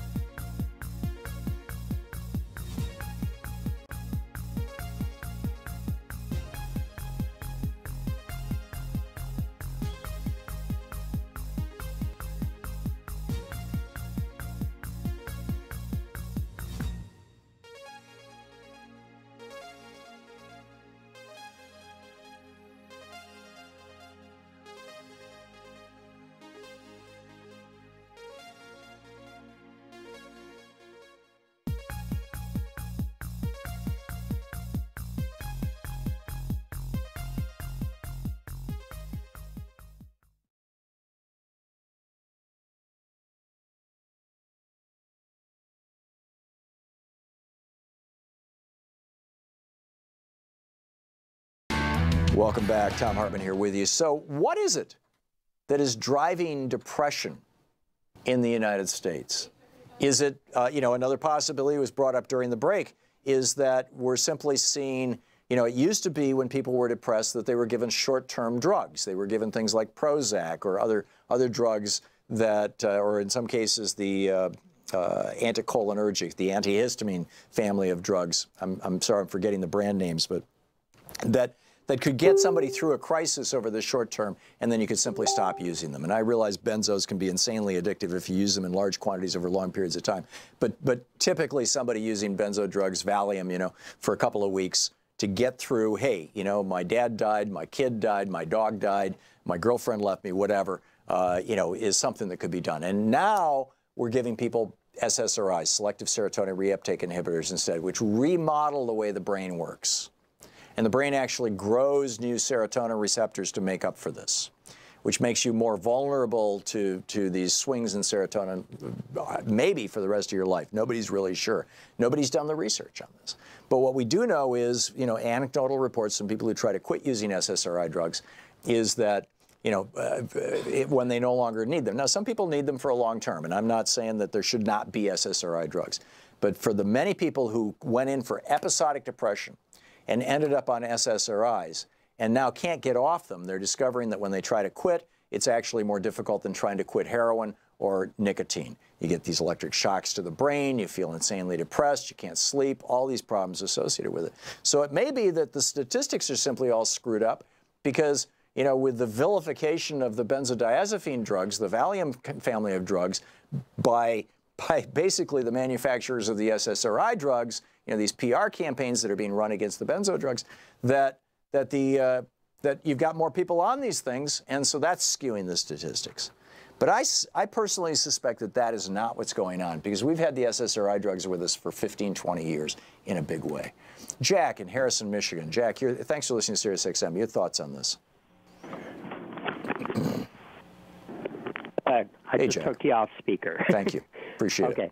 I think that it's a cumulative effect of all the things that are going on that young people can see that they have no control over whatsoever. It's so your answer is all of the above. They know about the environment, but they see adults around them just, doing nothing. It doesn't matter. Oh, they hear the crazy talk radio and stuff like that, and but that it doesn't matter. What is, it's only somebody's opinion. So broadly speaking, Jack, what you would say is it's all of the above, but not just all of the above. It's the lack of response to all of the above that's causing the depression. Is that right? Yes. Okay, great. Because that's the thing. What I've noticed throughout my life is, and this isn't depression, it's anger. But the one thing that makes me angry is not having the ability to do something, feeling powerless. And that's got to be it. Jack, thanks. The Thom Hartmann Program. Call 202-808-9925. I think Jack's onto something. We'll continue the conversation right after the break.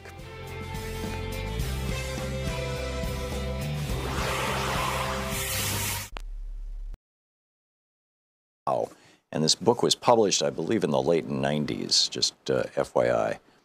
1998. America feels like it's unraveling.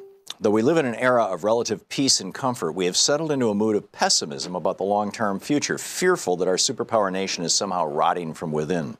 Neither an epic victory nor over communism nor an extended upswing of the business cycle can buoy our public spirit. The Cold War and the New Deal struggles are plainly over, but we are of no mind to bask in their successes. The America of today feels worse in its fundamentals than the one many of us remember from our youth, a society presided over by those of supposedly lesser consciousness. Wherever we look, from L.A. to D.C., from Oklahoma City to Sun City, we see paths to a foreboding future.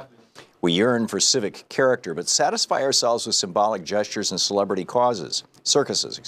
We perceive no greatness in our leaders, a new meanness in ourselves. Small wonder that each new election brings a new jolt, its aftermath a new disappointment. I'd add this was at the height of the Newt Gingrich and impeachment and all that kind of craziness. Not long ago, America, which is the predecessor, has really set up Donald Trump. Not long ago, America was more than the sum of its parts. Now it is less. Around World War II, we were proud as a people, but modest as individuals. Fewer than 2 people in 10 said yes when asked, "Are you a very important person?" Today, more than 6 in 10 say yes. Where we once thought ourselves collectively strong, we now regard ourselves as individually entitled. Yet even while we exalt our own personal growth, we realize that millions of self-actualized persons don't add up to an actualized society. Popular trust in virtually every American institution, from business and governments to churches and newspapers, keeps falling to new lows. Public debts soar, the middle class shrinks, welfare dependencies deepen, and cultural arguments worsen by the year. We now have the highest incarceration rate and the lowest eligible voter participation rate of any major democracy in the world. Statistics inform us that many adverse trends, crime, divorce, abortion, scholastic aptitudes, may have bottomed out, but we're not reassured. Optimism still attaches to self, but no longer to family or community. This is the consequence of Reaganism. Most Americans express more hope for their own prospects than for their children's or the nation's. Parents widely fear that the American dream, which was there solidly for their parents and still there barely for them, will not be there for their kids. Young householders are reaching their mid-30s, never having known a time when America seemed to be on the right track. Middle-aged people look at their thin savings accounts and slim to none pensions, scoff at an illusory Social Security trust fund, and try not to dwell on what a burden their old age could become. Seniors separate into their own leisure world, recoiling at the lost virtue of youth while trying not to think about the future. We perceive our civic challenge as some vast, insoluble Rubik's Cube. Behind each problem lies another problem that must be solved first. Behind that lies another and another ad infinitum. To fix crime, we have to fix the family. But before we do that, we have to fix welfare, and that means fixing our budget, and that means fixing our civic spirit. But we can't do that without fixing moral standards, and that means fixing our schools and churches, and that means fixing the inner cities, and that's impossible unless we fix crime. There's no fulcrum upon which to rest a policy lever. People of all ages sense that something huge will have to sweep across America before the gloom can be lifted. But that's an awareness we suppress. As a nation, we're in deep denial. While we grope for answers, we wonder if analysis may be crowding out our intuition. The reward of the historian is to locate patterns that recur over time and to discover the natural rhythms of social experience. In fact, at the core of modern history lies this remarkable pattern. Over the past 5 centuries, Anglo-American society has entered a new era, a new turning, every 2 decades or so. At the start of each turning, people change how they feel about themselves, the culture, the nation, and the future. Turnings come in cycles of 4. Each cycle spans the length of a long human life, roughly 80 to 100 years, a unit of time the ancients called seculum. Together, the 4 turnings of the seculum comprise history's seasonal rhythm of growth, maturation, entropy, and destruction. The first turning is a high, an upbeat era of strengthening institutions and weakening individualism, where a new civic order implants and the old values regime decays. The second turning is an awakening, a passionate era of spiritual upheaval when the civic order comes under attack from a new values regime.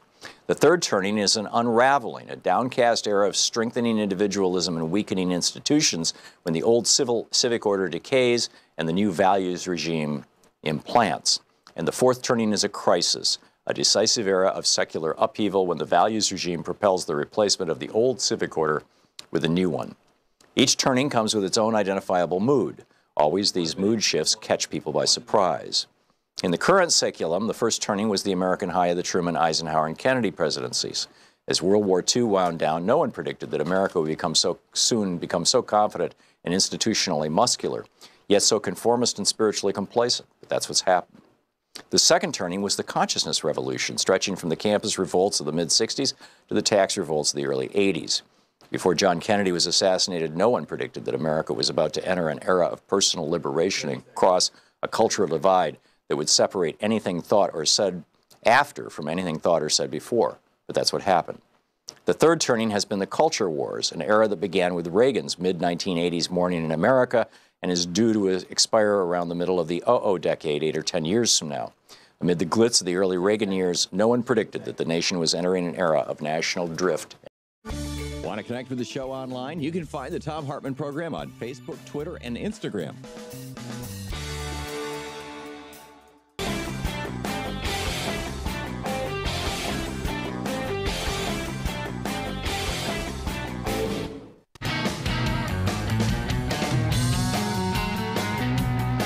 Welcome back. Thom Hartmann here with you. Some interesting thoughts on Twitter here. This is fascinating. Jen Smith says, as a professional therapist, I work with kids. I notice that many kids are inept at resolving conflict and have increased anxiety and depression. Lack of unstructured play and lack of recess leave little time. Brilliant. You know, little time for kids to engage in playground conflict in order to resolve conflict. Added to isolation through electronics leads to decreased social engagement. Kids need play, lots of unstructured play to understand social norms. In the U.S., we push standardized testing and performance over natural child development and therefore child emotional development, and the result is child anxiety and depression. Bingo. Raven Dawn had tweets. I think the things that could be behind why millennials, Gen Z, et cetera, are depressed is, number one, the food. We're eating more and more crap food, and our bodies, don't work or look the way we want them to. Number two, phones and computers. Number three, global warming. Number four, student debt. Number five, school shootings. And number six, right-wing politics. Fascinating stuff. Kyle in DeKalb, Illinois, you wanted to weigh in on the previous hour. Hang on just a second, Kyle. Before I put you on the air, I just want to make an announcement, essentially. We always ask, when you call into this program, we always ask you not to put us on speaker. It sounds like hell, and when people say, hang on while I take you off speaker, it cuts 10 seconds out of the show, and you add those up over time, and it's cutting minutes out of the show, and people would like to get to their topics, and people would like to know what's going on, rather than listening to people saying, hang on, I got to take you off speaker. When I put you on the air, there is a loud whoosh that is generated by our telephone system, and that's how you know you're on the air. And if you're on speaker and you say, hang on, I'm going to take you off speaker, I'm going to dump your calls. From now on going forward, period, world without end, amen. So, get you some earbuds, get a pair of headphones, whatever it takes, but you've got to listen to your phone, because your radio is on a 7-second delay, your TV's on almost a 1-minute delay, our obscenity delays and whatnot. So, listen to your phone if you want to go on the air. And I realize it could be a long time, but, hey, it's a call-in show. That's the price you pay. I'm not charging you to go on the air. Kyle in DeKalb, Illinois, listening to WCPT. Kyle, what's up? Hey, I'm going to talk about what we just talked about real quick. I've called into other shows, and this call screener, I guess, will pop on once in a while and tell you, but in particular, right before you go on, they say, okay, you're going on in 10 seconds. But it's also really confusing when you're on hold with yours, because you go back and forth between the show. Yeah, I got that. Kyle, I'm not going to have that debate with anybody on the air. Joe in Cupertino, California. Hey, Joe, what's on your mind? Thank you for the in-service training. I'm ready to go, I can tell you. Thank you. Like the topic, we've talked about this in the past. I have 2 kids, and they're in school, and they're just so much different. But what I did with my son is I took the electronic device away from him during spring break. Mm-hmm. He has to have it in class. It's important. But we leave it at school, so he doesn't have it at home. He brought it home accidentally on spring break, and I took it away, and I says, look, I'll hold on to it. And then he snuck in the bedroom, and he started, what do you call that, vamping at night. He says, all my friends do this. We talked about it.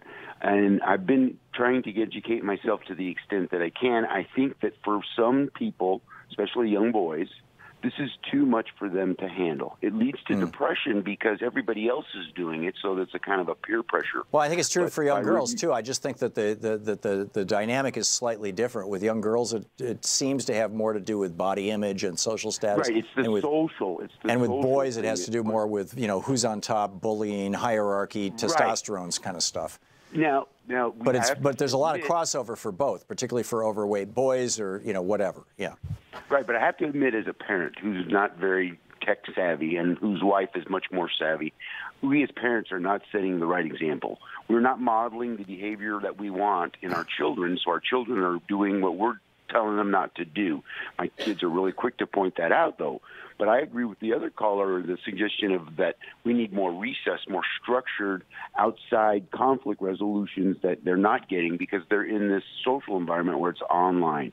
I wanted to add one more comment, and I'll let you go. You talked about medication for this problem, and I have been very opposed to it. But I recently observed some sort of a marketing scheme where they're using the MRI to focus on the brain to try to get the flow where you go from, being stored. I don't know if you saw that, but I just thought... Oh, you're talking about this new product on TV where they zap your brain to deal with depression. Right, and I don't know if that's something that you would consider appropriate for a child, but, it's better than drugs if it's a nerve maybe. thing. I don't know.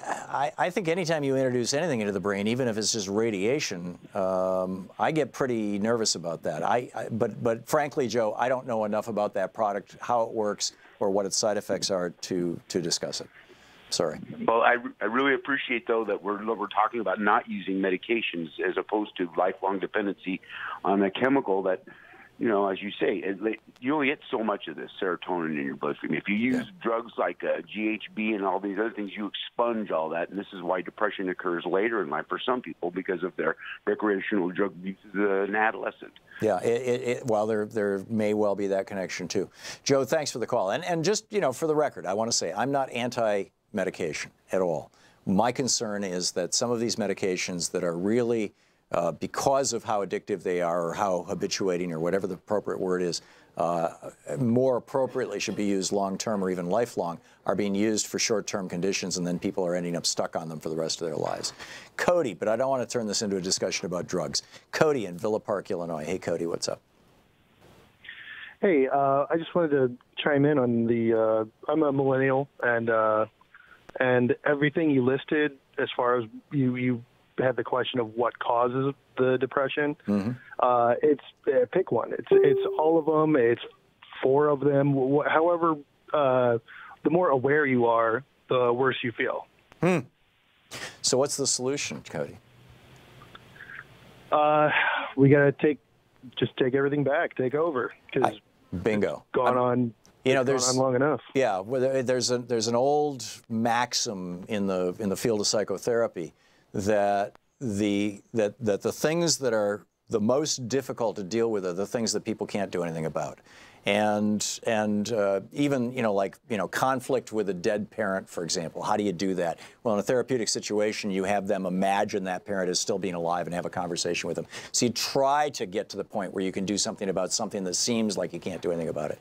But the best cure for depression and anxiety is motion. It's to do something. It's to get involved, to get engaged, to feel like you're helping to solve the problem. And that's another one of the problems that we have, is that one of the messages that our culture, and particularly our news media, sends to young people is, you can't do anything. And I suspect that probably one of the most effective antidepressants out there in the United States right now are the students from Parkland, because they're demonstrating to other young people, you can do something, you can produce change, you can raise hell, you can get out there and do things.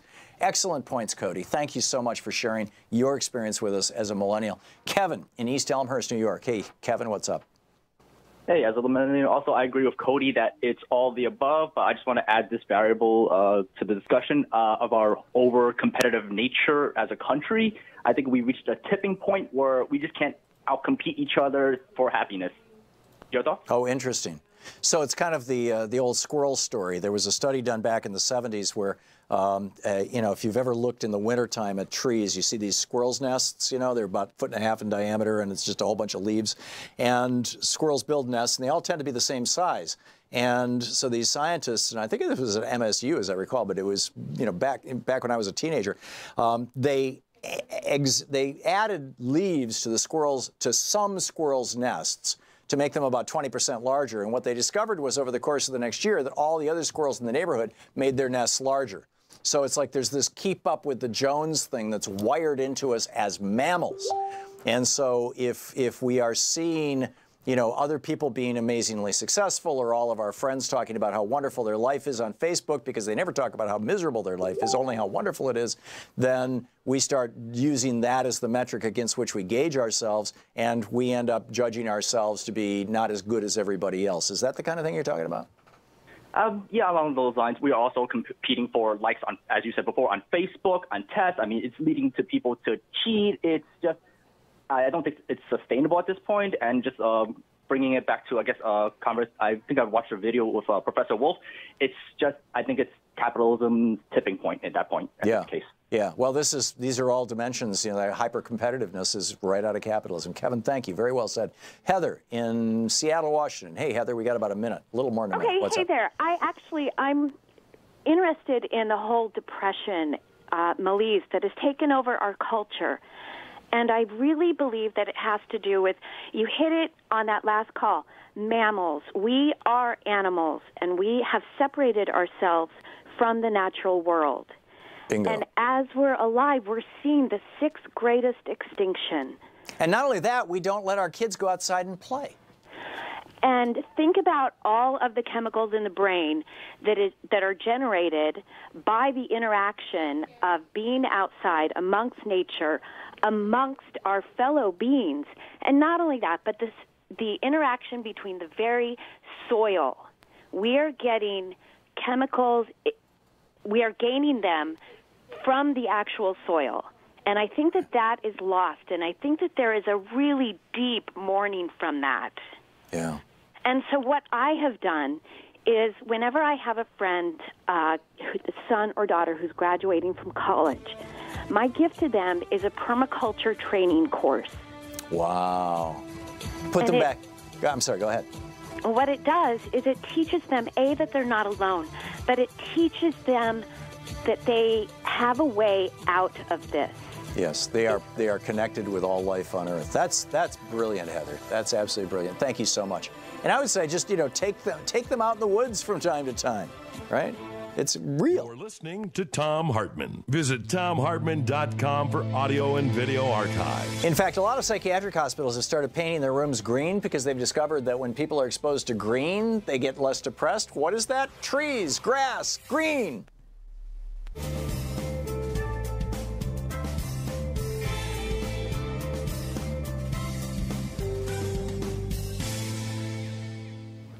And welcome back, John in McKees Rocks, Pennsylvania. Hey, John, what's on your mind?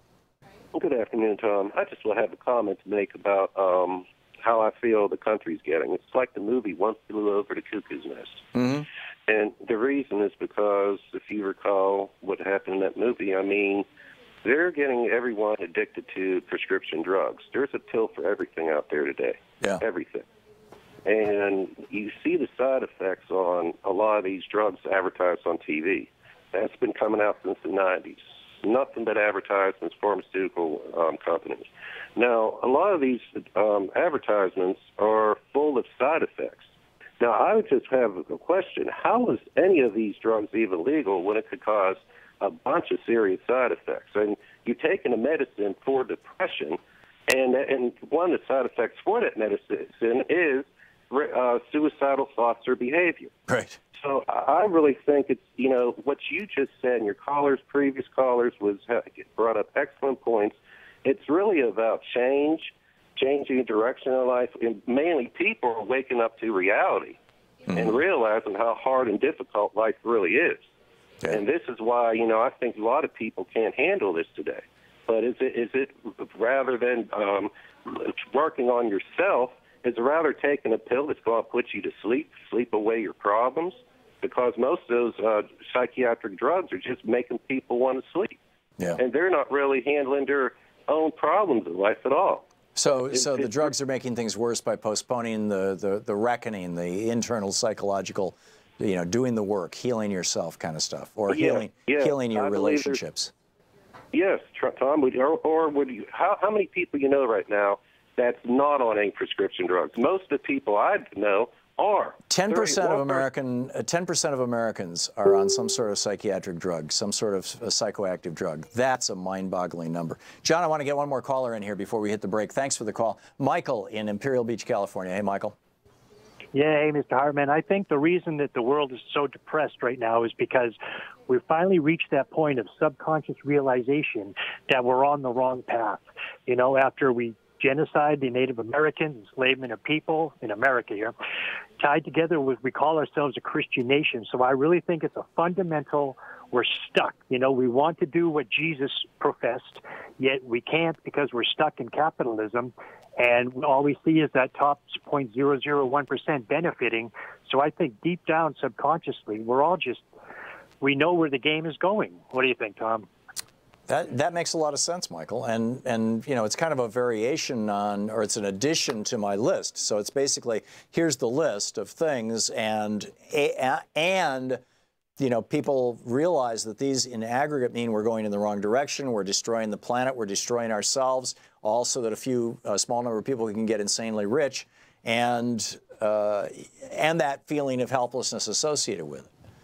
I agree, and we have the perfect example of the Native Americans. Like you've always said, it was a matriarchal society, egalitarian, and once we chose that road to capitalism, we thought everything would be beautiful, but as we've seen, they were around for, 20,000 years, 25,000 years, and doing fine, thank you, until we came over here and destroyed everything. Yeah, remarkable.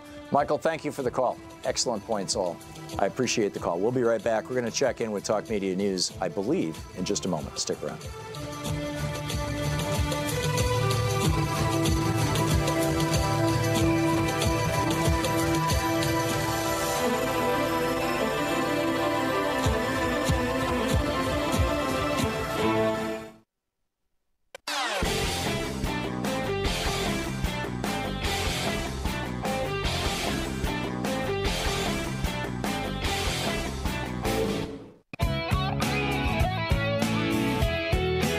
So let's check in with Talk Media News and find out what's going on in the world today. This report brought to you by goatsfortheoldgoat.com and Ellen Ratner's new book, Loving What You Do. On the line with us is Luke Vargas, the chief foreign correspondent for Talk Media News, working out of the UN Bureau in New York City. And you can follow him on Twitter at The Courier. Hey, Luke. Hey, Tom. How's it going? Good. So what do you see as happening in the world today? What are the top stories? I'll get to some of the specifics in a second, but we're just learning that the State Department hiring freeze is over. So America can start staffing up diplomats in all of the new conflict zones that what provoked that change? Presiding over. Is that Pompeo's efforts? This is a decision from Mike Pompeo. He had a statement saying the workforce is our most valuable asset. We need men and women on the ground executing American diplomacy with great vigor and energy. I mean, this is the kind of on paper at least, the exact kind of wording about the sort of central role of diplomacy that people, have expected from, bipartisan presidents in the past, and just we hadn't gotten really a dose of with any credibility for the first, year or so of the Trump administration. So that's real interesting.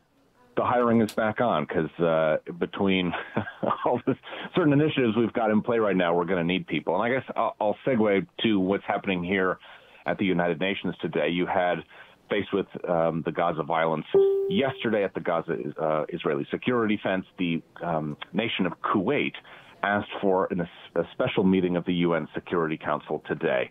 And even before they were able to meet, you saw on full display the ability, the intention that the United States is really going to prevent the establishment of any sort of mechanism here that would force the Israeli government to be investigated or held to account.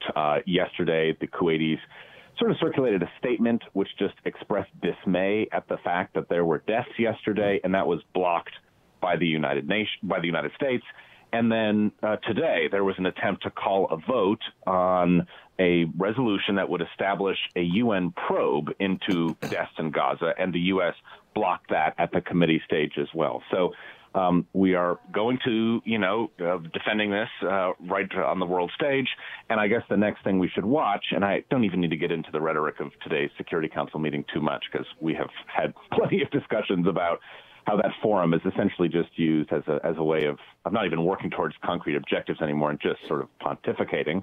But that on Wednesday, we believe, Kuwait, with a number of co-sponsors from various Arab states that are in and outside of the Security Council, is going to put up a resolution calling for protection of Palestinians, perhaps, and though we don't think this is going to be this time around, but it could be in the near future, proposing actually a new UN peacekeeping force, which would, be in charge of monitoring these border zones where violence has occurred. And I still think we're a few steps away from that, but that starts to get us into sort of in the realm of reality, where we're actually talking about what kind of mechanisms could we create here to prevent any government that's so invested in this Gaza crisis from being the ultimate, power to pull the trigger, and maybe trying to get some more sort of independent forces in there who might be able to take a more balanced approach. So we'll see what happens with that, but I wouldn't expect the U.S. to sign off on that either. Yeah, that'll be tomorrow, you said.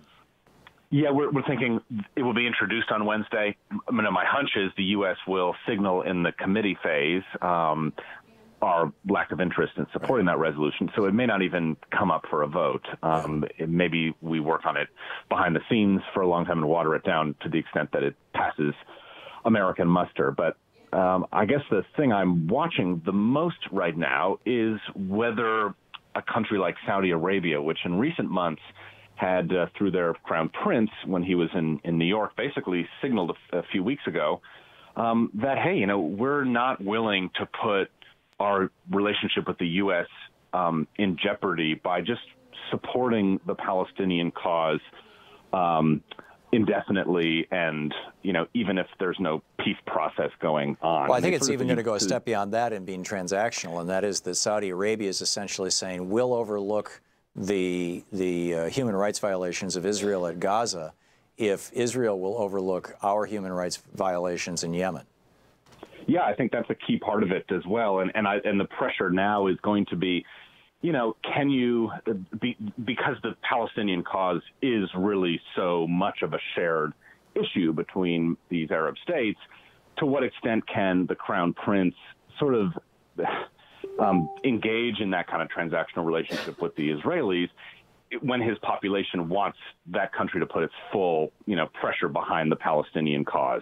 And we saw Queen Rania from Jordan today issuing a very, very strong statement saying exactly that this Palestinian cause is the shared Arab cause in the region. And so will U.S. allies, where will they be pulled? Will they join in these big photo ops at the UN between all the Arab ambassadors, or do they try to prioritize the U.S. relationship?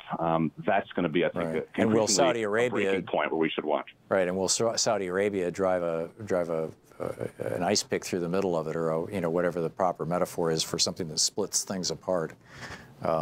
Interesting. Luke, what else is going on in the world?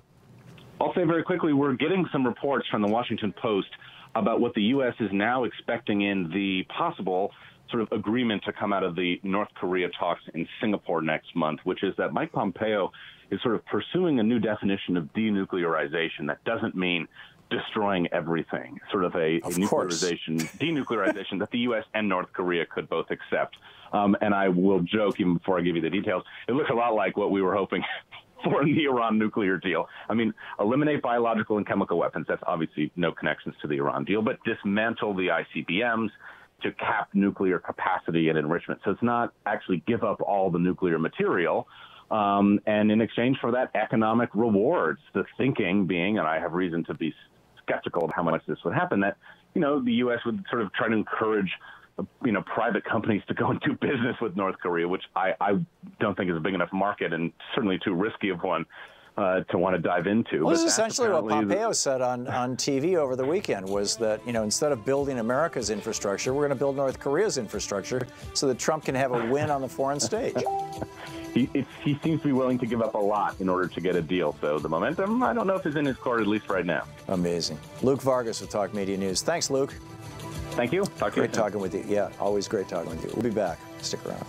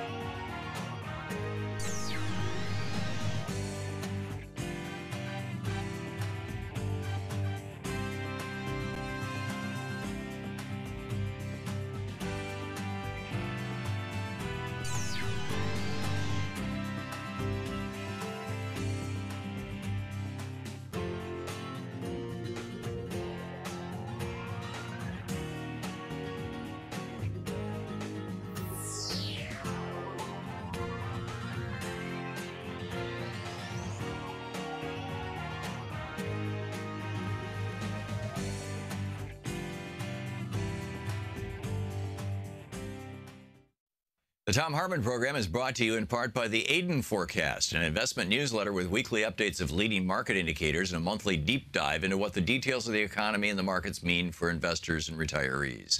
On the web at aidenmarkets.com. Hartmann Program is brought to you in part by Super Beets. Super Beets are sourced from non-GMO beets, and they're packed with dietary nitrates, helping to produce nitric oxide for more energy, stamina, and support for healthy blood pressure levels naturally. For more information, call 800-223-8242 or visit tomsbeets.com.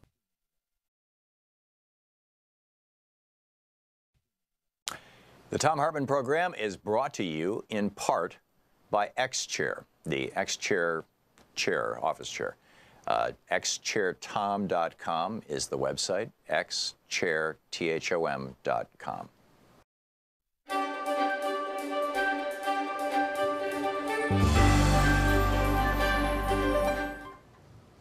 Today we're reading in Thom Hartmann University Book Club from How to Stop Worrying and Start Living, Time-Tested Methods for Conquering Worry by Dale Carnegie, perhaps an appropriate book in the era of Trump.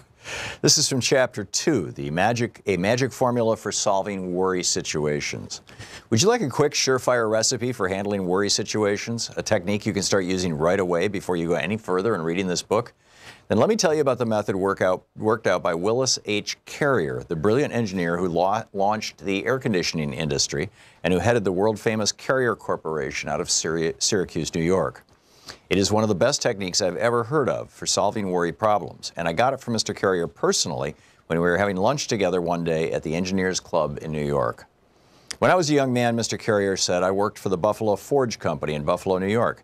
I was handed the assignment of installing a gas cleaning device in the plant of the Pittsburgh Plate Glass Company at Crystal City, Missouri, a plant costing millions of dollars. The purpose of this installation was to remove the impurities from the gas so it could be burned without injuring the engines. This method of cleaning gas was new. It had been tried only once before and under different conditions. In my work at Crystal City, Missouri, unforeseen difficulties arose. It worked after a fashion, but not well enough to meet the guarantee we had made. I was stunned by my failure. It was almost as if someone had struck me a blow on the head. My stomach, my insides began to twist and turn. For a while, I was so worried I couldn't sleep. Finally, common sense reminded me that worry wasn't getting me anywhere. So I figured out a way to handle my problem without worrying. It worked superbly. I've been using the same anti-worry technique for more than 30 years. It is simple. Anyone can use it. It consists of 3 steps. Step 1. I analyzed the situation fearlessly and honestly and figured out what was the worst that could possibly happen as a result of this failure. No one was going to jail me or shoot me, that was certain. True, there was also a chance that I could lose my job, and there was also a chance that my employers would have to remove the machinery and lose the $20,000 we had invested. Step 2. After figuring out what was the worst that could possibly happen, I reconciled myself to accepting it, if necessary. I said to myself, this failure will be a blow to my record and it might possibly mean the loss of my job. But if it does, I can always get another position. Conditions could be much worse, and as far as my employers are concerned, well, they realize that we're experimenting with a new method of cleaning gas, and if this experience costs them $20,000, they can stand it. They can charge it up to research, for it is an experiment. After discovering the worst that could possibly happen and reconciling myself to accepting it, if necessary, an extremely important thing happened. I immediately relaxed and felt a sense of peace that I hadn't experienced in days. Step 3. From that time on, I calmly devoted my time and energy to trying to improve upon the worst which I had already accepted mentally. I now tried to figure out ways and means by which I might reduce the loss of $20,000 that we faced. I made several steps and finally figured out that if we spent another $5,000 for additional equipment, our problem would be solved. We did this, and instead of the firm losing $20,000, we made $15,000. I probably would never have been able to do this if I had kept on worrying, because one of the worst features about worrying is that it destroys the mind's ability to concentrate. When we worry, our minds jump here and there and everywhere, and we lose all power of decision. However, when we force ourselves to face the worst and accept it mentally, we then eliminate all these vague imaginings and put ourselves in a position where we are able to concentrate on our problem in the here and now. This incident that I have related occurred many years ago. It worked so superbly that I've been using it ever since, and as a result, my life has been almost completely free from worry. End of quote. Now, why is Willis H. Carrier's magic formula so valuable and so practical, psychologically speaking? Because it yanks us down out of the great gray clouds in which we fumble around when we are blinded by worry. It plants our feet good and solid on the earth. We know where we stand, and if we can't have solid ground under us, how in creation can we ever hope to think anything through? Professor William James, the father of applied psychology, has been dead since 1910, but if he were alive today and could hear this formula for facing the worst, he would heartily approve. How do I know? Because he told his own students, quote, "Be willing to have it so. Be willing to have it so," he said, because acceptance of what has happened is the first step in overcoming the consequences of any misfortune, end quote. The same idea is expressed by Lin Yutang in his widely read book, The Importance of Living. True peace of mind, says this Chinese philosopher, comes from accepting the worst. Psychologically, I think it means the release of energy. That's it exactly. Psychologically, it means a new release of energy. When we have accepted the worst, we have nothing more to lose.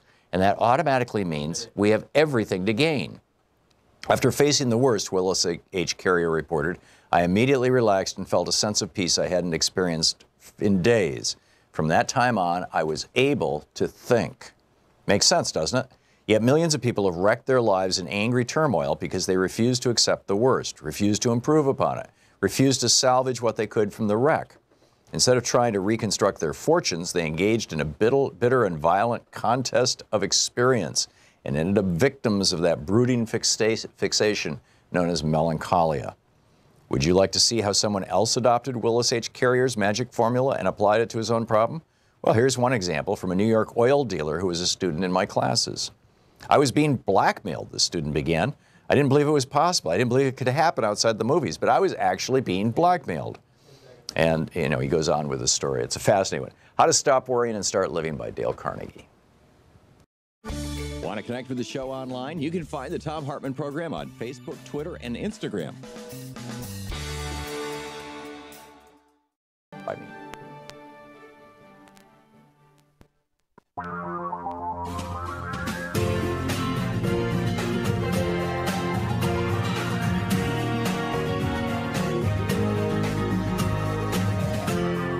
This is the Thom Hartmann Program.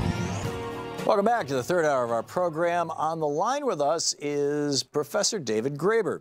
Dr. Graeber is a professor of anthropology at the London School of Economics. His last book, Debt, The First 5,000 Years. My recollection is we had him on the program about that. And his latest is a word you can't say on the air, but we typically abbreviate that word with BS. So we'll say BS Jobs is the title of the book. His writing has appeared in the New York Times, Harper's, The Guardian, The Baffler. You can tweet him at David Graeber, Graeber, and his website. No, I don't have a website for him. So, David, welcome back to the program. Hello. Thanks for having me. Yeah, great to have you with us. So, tell us, what is, BS Jobs? What are you talking about here? Well, it's kind of been discovered when I'm kind of a stranger to academic, professional, managerial life. I don't come from that sort of background. And one thing I kept noticing was I keep running into people who, when you ask them what they do for a living, they're kind of apologetic or evasive, and they say nothing really. And, if you ask them, if you follow up, maybe get them a little drunk at a party, they'll admit that they actually mean literally nothing. They don't do anything. They have maybe work 2 hours a week, or they have a job which they think is just completely pointless or meaningless. And I wondered, how common is that really? I wrote a little article about it, which is almost a bit of a joke. This is back in 2013. Maybe this is the reason we're not all working 20-hour weeks, Maybe they've just kind of made up jobs to keep us busy. And I was just shocked by the response. I wrote it in a rather obscure publication, Strike Magazine, a new magazine had just started, and it just went crazy. Like, within weeks, it had been translated into 12, 13 different languages, millions and millions of hits. The server kept crashing. I realized that this is a lot more common than I thought. And ultimately, people did a survey. YouGov did one at first, and they did another one in Holland. They discovered that somewhere between 37 to 40% of all people in jobs say that, were their job to disappear, it would really make no difference, that they make no meaningful contribution to the world at all. Now, let me give you a counterpoint to that, David, and because I suspect that there's more to this than just the job itself. My dad worked in a tool and die shop for 40 years. I used to go down there after school every day when I was in elementary school and hang out with him and the guys. And this was a unionized shop. So every single one of and it was like a 14-man, it was a small tool and die shop. And then there was one guy who did nothing but he was the janitor. He swept the floors and things. But they were all in the union. They were all making what in today's dollars would probably be $60,000 or $70,000 a year. And they all had good incomes. They all could take vacations. They all bought a new car every other year. They all had full health care and retirement. And they loved their work, even though all they were doing was running lathes and blanchards and things, you know, grinding metal all day long in ways that would seem meaningless. But they not only found meaning out of this, but when my dad retired, he kept going back there. And that was not uncommon. A lot of these guys, after they retired, they would still show up and have lunch with the guys. Well, sure. I mean, but that's not a meaningless job. That's the very definition of the opposite. I mean, you're making stuff that people obviously want and need. And when I'm talking about meaningless, I'm saying, like, if this job didn't exist, nobody would care. If there weren't machine tools, we'd be in trouble. Everybody knew that. For example, you mean like, what kind of job are you talking? You mean like being a Walmart greeter? Well, I mean, I'm talking about, okay, I actually did a survey. I asked people to create an email account, and I said, just send me your most pointless and idiotic jobs. And I got about, well, a few hundred responses, which I then categorized. And basically what we're talking about is clerical, administrative, managerial jobs, supervisory jobs. Like a lot of people said, well, I'm middle management. My job is to supervise people who have no need for supervision. A lot of people are kind of flunky jobs, or receptionists for places that don't actually need receptionists. Some places do need receptionists, but other places, you know, they just sit there all day. Maybe they get one phone call. They're there as an ornament, because if you don't have a receptionist, you're not taken seriously. But the thing that really struck me was just how many of them there were. You know, everybody knows there are a few jobs like that, but this was just crazy. There are thousands and thousands and thousands, actually millions of people who, you know, labor in the secret knowledge that their jobs are just completely pointless and unnecessary. Do you and you don't see a connection between the job or between the feeling of pointlessness and the level of pay and benefits? There's a negative relation. The more useful your work is nowadays, this is definitely true, because those, like, you know, well-paid union jobs are less and less, of course. You know, nowadays, the more useful your job, the more your job helps other people in some way, whether that's, you know, by providing care if you're a nurse, or making products that people actually do want to buy, the less they'll pay you. This is very clear. The most useless jobs are almost invariably the ones that are the best paid. And there are a few examples of doctors. You know, if you're a union plumber, you still make good money, of useful jobs that are well paid, but it's really the exception nowadays. Interesting. How is this different from 50 or 100 years ago? Well, I think we have a false narrative of what happened. You know, the way people talk about it is, well, there's been a rise of a service economy. You know, farming collapsed, and then industry collapsed, and now we're all just selling services to each other. The way they make it sound, you know, basically everybody's employed feeding each other sushi, or repairing one another's iPhones, giving each other haircuts. But this isn't actually true. Actually, if you look at the real numbers, about 20% of the population is now, or the workforce is now, doing actual service work, and always has been. I mean, it's been about the same. It fluctuates a little bit over time, but basically it's been about 20% for the last 100 years. So that's not what changed. What makes it look like services are going up is actually clerical, administrative, and supervisory jobs, management. There's just an enormous efflorescence of these sort of pointless office jobs. And these are not considered service jobs? Well, I mean, they're categorized as such. You know, if you're an IT service, or you're like running the database, or writing articles for an in-house magazine in a corporation, or, you know, all these kind of things, which HR, you know, I guess that's categorized as service in most of the, when people talk about the rise of the service economy. But it's not really service. It's a different thing. Yeah. You talk about, and this is from the dust jacket of your book, nurses, bus drivers, musicians, and landscape gardeners provide true value, and what it says about us as a society when we look down upon them. How is that part of the dynamic? Well, that's the interesting thing. It's not just that the more useful your work, the less you get paid for it. It's that a lot of people seem to feel that's right. I mean, nobody feels it's right when it happens to them. Right. So if I'm working in social services and I in so much debt and paid so little that I can't feed my family, I think that's wrong and unfair. And of course, I'm right. But when you talk about society as a whole, people will say these crazy things. It's like, well, you know, we wouldn't want teachers to be paid too much because you don't want people who are mainly interested in money to be teaching our kids. Or people will say things like, well, you know, if people have to make sacrifices, it, you know, might as well be the people who are already involved in well, they don't quite say it, but for example, here in the UK, they seem to think that after the banking crisis, who had to take pay cuts? Not the bankers, right? They're the ones who caused the problem. The government didn't seem to find any problem leaving them with all their money. But on the other hand, suddenly ambulance workers or you know, the guy in the train station who gives you information, all these people who are actually providing helpful services, those are the guys who have to get pay cuts. It's got to the point here in the UK where there are full-time nurses who are actually dependent on food banks, who are, you know, have to go to charity to eat because they're not paying them enough. And the government, you know, cheers when they like cut the salaries for these guys who are actually useful, and no one would deny it.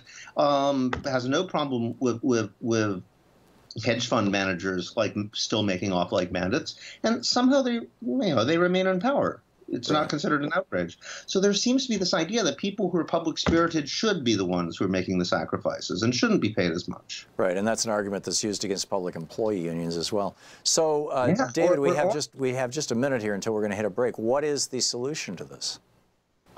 Well, I mean, there's various ones. We could massive reduction of working hours would be one solution, but my preferred one at the moment, I actually, I'm going to make a case for universal basic income.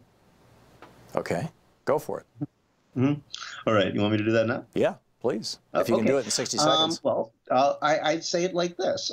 Nobody does these kind of jobs for any reason other than the money. So if they already had the money, they wouldn't do them. I mean, we have this idea that people want something for nothing. And one of the things that you know, the very misery of these people in these kind of BS jobs shows is that this is not the case. I mean, these are guys who are given money for nothing, and they're very unhappy. The amazing thing is just how disturbed and they're even more unhappy because they don't feel they have a right to be unhappy. So you don't think that you know, if a BS job causes unhappiness and then there's pay associated with it, that if you give people the same pay with no job, no BS job, that they won't be equally unhappy? Well, if they don't do anything with their life. But the thing about a BS job is that you have to go there and pretend to work. Right. If they just gave you the same money and said, do something useful or interesting, up to you, or that you care about, people would do something useful. I mean, you know, a few people would slack off, but you know, most people actually want to be doing something with themselves. That's why they're so miserable when they're not allowed to. Yeah. And you know, maybe some of them would do stupid things, and this is the usual criticism, right? Well, okay, maybe they would do something they think is useful, but maybe society wouldn't. Maybe they'll all go off and, you know, try to like. No, I get it, but odds are they won't. David, we're hitting the break here. We're out of time. David Graeber, the book is BS Jobs, only BS is spelled out. A Theory is the subtitle. David, thanks so much for being with us. This we'll is be right the back. Thom Hartmann Program. We'll be right back in just a moment. Stick around.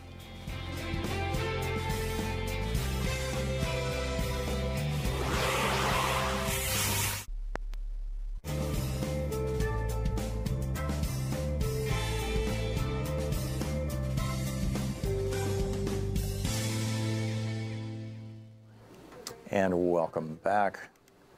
John in Chicago. Hey, John, thanks for watching Free Speech TV. What's up? Hi, Tom. Yeah, I was just wondering if you thought there was a correlation possibly between depression and anxiety due to our persistence of pharmaceuticals in our fresh water cycle. Just whatever it the people flushing their medications down the toilet or whatever way they get in their system.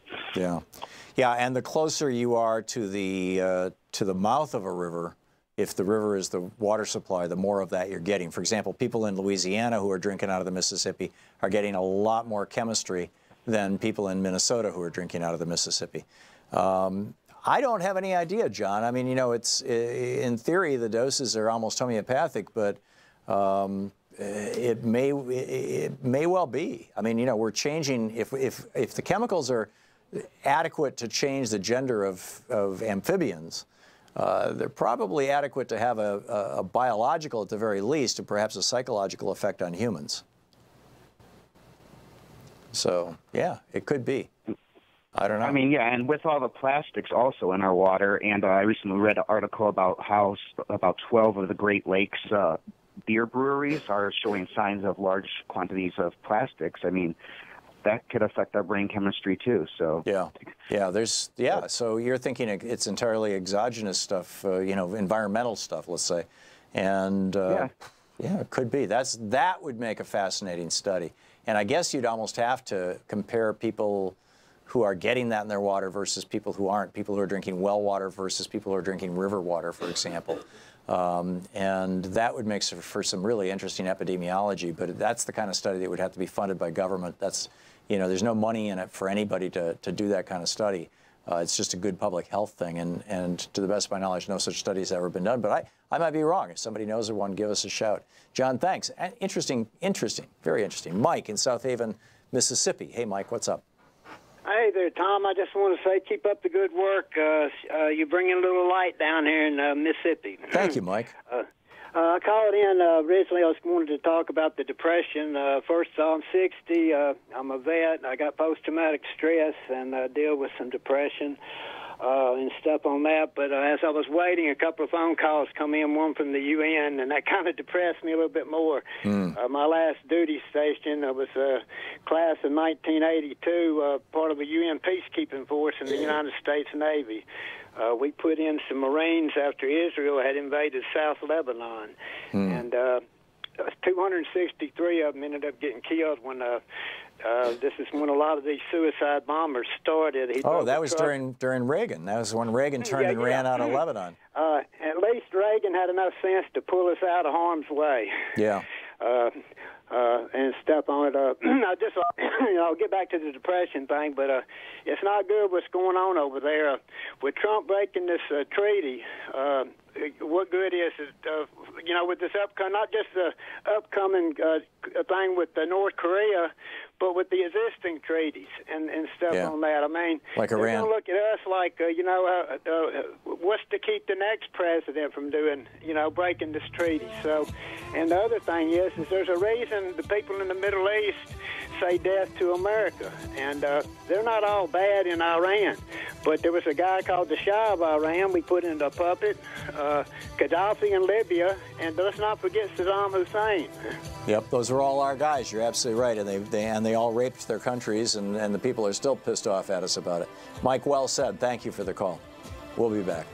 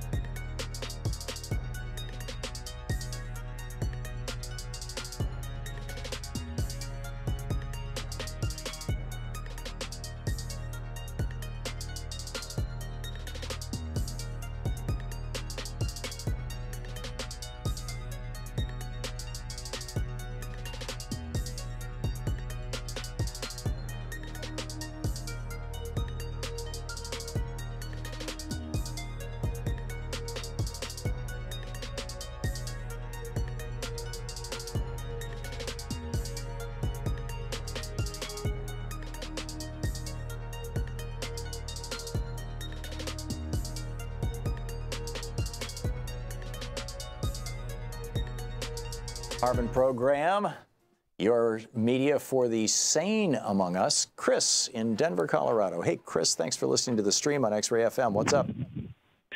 Tom, I am a 28-year-old millennial, and I would characterize myself as a recovering Alex Jones listener. And the one thing that you outlined with not only just the Ron Paul, the kind of libertarian economics, there is definitely a strain of that. That's the Alex Jones, the libertarian fear theology that, when I got out of high school, I didn't immediately go into college, and I had a lot of personal failures in life. I was still living at home. And here you had Alex that was just telling me it's the Illuminati, it's the New World Order, it's the teachers union, it's Democrats and Obama. And for a lonely young man who doesn't have a lot going for him, that's the ultimate scapegoat. And then you kind of come together with other people that feel that way, and you just get sucked right in to the rabbit hole where it's just constantly, Alex will just tell you some new piece of information that you didn't know that you need to be upset about, like they're putting chemicals and I know that you speak to eating well and stuff, but I do think that a lot of young people, you did have people like John Birch Society back when you were a kid, but not like this. There's a lot of young people that are just get sucked right into this. You had Jerome Corsi on last week, and young people believe this crap. Yeah. So, Chris, if I can feed back to you what I think I just heard from you, you're suggesting that the antidote to depression is a sense of self-control, or at least an understanding of one's situation. And the demagogues on the right are basically saying the reason that you're suffering is because of those Jewish people over there, or those black people over there, or whatever. And having a scapegoat makes, and particularly a scapegoat that you can identify as inferior to yourself, gives you a sense of meaning, of belonging, and of understanding that helps resolve the anxiety and the depression. Is that the essence of what you're saying? I kind of think that could be what it is. And, of course, like all the student debt and whatnot, I recently just started up a small business, which I identify with your son, Justin, a lot. You've written about him in a lot of your books. And I'm just a little younger than him. But, I mean, and so there are a lot of people that kind of come from millennials that just feel kind of lost and we're self-discovering. But I think more time than any, I think we are being, recognized for certain strengths, because I suffer from ADD, and that you were kind of a failure before and you had to get on medication and stuff. And I do think also that's becoming more diagnosed anyway. Yeah, I think you're right. And not just ADHD, dyslexia and everything, all these, you don't fit in kind of stuff, and that's got to be crushing to a young person. I mean, that's why I wrote those books on ADD. It's not ADHD. Thanks, Tom. Yeah, thanks a lot, Chris. Great to hear from you, and I appreciate the feedback. It's really interesting to consider.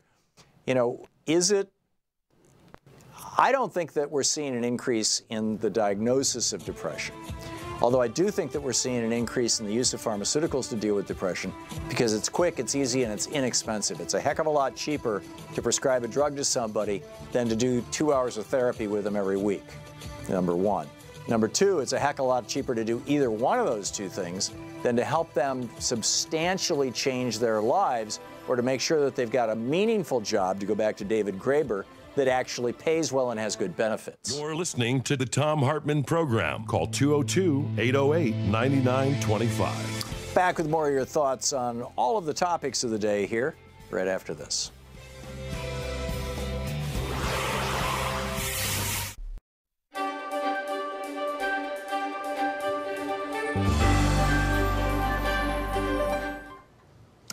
Today we're reading in Thom Hartmann University Book Club from How to Stop Worrying and Start Living, Time-Tested Methods for Conquering Worry by Dale Carnegie, perhaps an appropriate book in the era of Trump. This is from Chapter 2, a magic formula for solving worry situations. Would you like a quick, surefire recipe for handling worry situations, a technique you can start using right away before you go any further in reading this book? Then let me tell you about the method worked out by Willis H. Carrier, the brilliant engineer who launched the air conditioning industry and who headed the world-famous Carrier Corporation out of Syracuse, New York. It is one of the best techniques I've ever heard of for solving worry problems, and I got it from Mr. Carrier personally when we were having lunch together one day at the Engineers Club in New York. When I was a young man, Mr. Carrier said, I worked for the Buffalo Forge Company in Buffalo, New York. I was handed the assignment of installing a gas cleaning device in the plant of the Pittsburgh Plate Glass Company at Crystal City, Missouri. a plant costing millions of dollars. The purpose of this installation was to remove the impurities from the gas so it could be burned without injuring the engines. This method of cleaning gas was new. It had been tried only once before and under different conditions. In my work at Crystal City, Missouri, unforeseen difficulties arose. It worked after a fashion, but not well enough to meet the guarantee we had made. I was stunned by my failure. It was almost as if someone had struck me a blow on the head. My stomach, my insides began to twist and turn. For a while, I was so worried I couldn't sleep. Finally, common sense reminded me that worry wasn't getting me anywhere. So I figured out a way to handle my problem without worrying. It worked superbly. I've been using the same anti-worry technique for more than 30 years. It is simple. Anyone can use it. It consists of 3 steps. Step 1. I analyzed the situation fearlessly and honestly and figured out what was the worst that could possibly happen as a result of this failure. No one was going to jail me or shoot me, that was certain. True, there was also a chance that I could lose my job, and there was also a chance that my employers would have to remove the machinery and lose the $20,000 we had invested. Step 2. After figuring out what was the worst that could possibly happen, I reconciled myself to accepting it, if necessary. I said to myself, this failure will be a blow to my record and it might possibly mean the loss of my job. But if it does, I can always get another position. Conditions could be much worse, and as far as my employers are concerned, well, they realize that we're experimenting with a new method of cleaning gas, and if this experience costs them $20,000, they can stand it. They can charge it up to research, for it is an experiment. After discovering the worst that could possibly happen and reconciling myself to accepting it, if necessary, an extremely important thing happened. I immediately relaxed and felt a sense of peace that I hadn't experienced in days. Step 3. From that time on, I calmly devoted my time and energy to trying to improve upon the worst which I had already accepted mentally. I now tried to figure out ways and means by which I might reduce the loss of $20,000 that we faced. I made several steps and finally figured out that if we spent another $5,000 for additional equipment, our problem would be solved. We did this, and instead of the firm losing $20,000, we made $15,000. I probably would never have been able to do this if I had kept on worrying, because one of the worst features about worrying is that it destroys the mind's ability to concentrate. When we worry, our minds jump here and there and everywhere, and we lose all power of decision. However, when we force ourselves to face the worst and accept it mentally, we then eliminate all these vague imaginings and put ourselves in a position where we are able to concentrate on our problem in the here and now. This incident that I have related occurred many years ago. It worked so superbly that I've been using it ever since, and as a result, my life has been almost completely free from worry. End of quote. Now, why is Willis H. Carrier's magic formula so valuable and so practical, psychologically speaking? Because it yanks us down out of the great gray clouds in which we fumble around when we are blinded by worry. It plants our feet good and solid on the earth. We know where we stand, and if we can't have solid ground under us, how in creation can we ever hope to think anything through? Professor William James, the father of applied psychology, has been dead since 1910, but if he were alive today and could hear this formula for facing the worst, he would heartily approve. How do I know? Because he told his own students, quote, "Be willing to have it so. Be willing to have it so," he said, because acceptance of what has happened is the first step in overcoming the consequences of any misfortune, end quote. The same idea is expressed by Lin Yutang in his widely read book, The Importance of Living. True peace of mind, says this Chinese philosopher, comes from accepting the worst. Psychologically, I think it means the release of energy. That's it exactly. Psychologically, it means a new release of energy. When we have accepted the worst, we have nothing more to lose. And that automatically means we have everything to gain. After facing the worst, Willis H. Carrier reported, I immediately relaxed and felt a sense of peace I hadn't experienced in days. From that time on, I was able to think. Makes sense, doesn't it? Yet millions of people have wrecked their lives in angry turmoil because they refused to accept the worst, refused to improve upon it, refused to salvage what they could from the wreck. Instead of trying to reconstruct their fortunes, they engaged in a bitter and violent contest of experience and ended up victims of that brooding fixation known as melancholia. Would you like to see how someone else adopted Willis H. Carrier's magic formula and applied it to his own problem? Well, here's one example from a New York oil dealer who was a student in my classes. I was being blackmailed, the student began. I didn't believe it was possible. I didn't believe it could happen outside the movies, but I was actually being blackmailed. And, you know, he goes on with the story. It's a fascinating one. How to Stop Worrying and Start Living by Dale Carnegie. Want to connect with the show online? You can find the Thom Hartmann Program on Facebook, Twitter, and Instagram.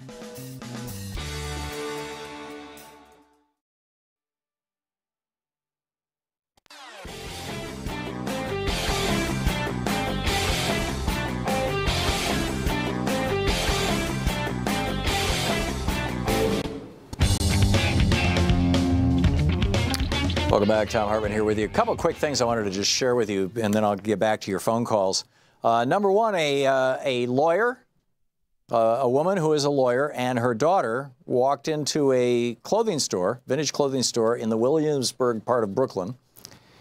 And when they walked out, the police jumped them, handcuffed them, bruised and cut their wrists with the handcuffs. The mother, they ended up in the hospital, Woodhull Hospital. A store worker had called the police on them. The mother said, the lawyer, she said, my daughter and I were hysterically crying. My daughter, my baby had to go through this and had to deal with all these lies and harm to her physical body as well as to her emotional state. The store called the police on them because they said that they were shoplifting. They were not shoplifting. They had not shoplifted anything. They were not even thinking about shoplifting. So why did this happen? I'm guessing you already know the answer. The mother and her daughter were black. Howard Dean, meanwhile, is pointing out that Devin Nunes was part of the Trump transition team, lest we all forget. And the Trump transition team looks like it was up to its eyeballs in not just collusion with Russia, but just all sorts of illegal activity.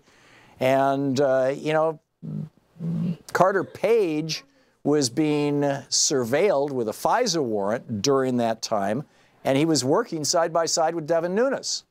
So as Devin Nunes tried to blow up the Trump-Russia investigation because he himself could end up in jail. That makes a lot of sense. That explains a lot of behavior that Devin Nunes has been engaging in that is so off the edge, that's so over the top. Meanwhile, a guy with a knife in France killed one person, but he was Muslim, so Donald Trump says, oh, this is terrible. Donald Trump makes an official statement about it. 4 people murdered in Nashville, Tennessee with an AR-15. Black people killed by a white shooter. And many more would have died had not a local black man stepped up and said, no, you're not going to, you know, I'm going to take your gun away. Donald Trump has not said one damn word. And finally, well, actually, I'm going to save this for tomorrow. This story about what's going on with healthcare. It's just nuts. I want to get back to your calls. Robbie in Portland, Oregon. Hey, Robbie, thanks for listening to X-Ray FM. What's on your mind? Hey, Thom, how are you doing today? Good. What's up? Good. I was just wanting to bring up the depression instance and also the universal basic income argument that one of the, I think you said is Professor Greer or whatever his name was. Graeber, G-R-A-E-B-E-R, yeah, David Graeber. So after listening to that, I wanted to mention that, yeah, there are actually a lot of jobs that don't make sense, a lot of jobs that are pointless.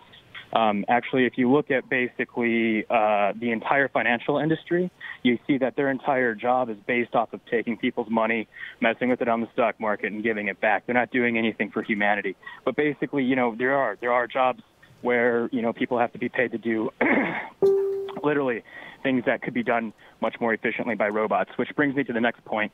The labor unions, you know, they're going to be pushed out by what am I trying to say? You know, robots, right? Driving trucks, driving cars. The entire union is going to be pushed out by robots in the near future. So the universal basic income is going to have to come out. And what I want to give you some food for thought about, I wrote a book back in 2012 called Radicolution. Radical what? I explain Radicolution. Oh, one word, Radicolution? Yep, Radicolution by Robbie Avalos. Okay. But anyway, they're in it. What I do is I kind of explain that, you know, the Federal Reserve is a government entity, right?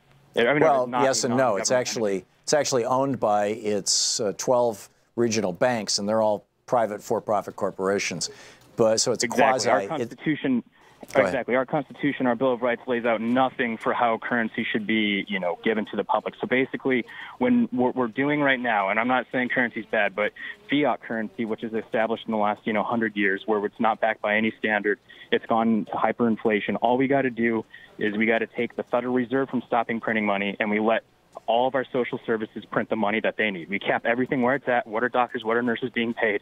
School teachers that are walking out, what do they want to be paid? You print the money for the school teachers. The trickle-down comes from our benefits of from a humankind species. Think of humans benefiting from, teachers going out and buying the things that they want to buy for their teachers. Hospitals are no longer trying to sell people stuff that they don't want to buy. They are trying to help them. Help themselves, and they're going to go out and. Wouldn't this broadly be true if they were simply appropriately funded? I mean, when I went to school in the 50s and 60s, my teachers didn't have to go out and buy things. They made a good living. Yeah, that's fine, the funding. But I'm talking about the undermining of the currency. Right now, we can use any funding we want, but as long as we're using it from the Federal Reserve, they're going to be controlling it, and the banks are going to be doing it, which are making these.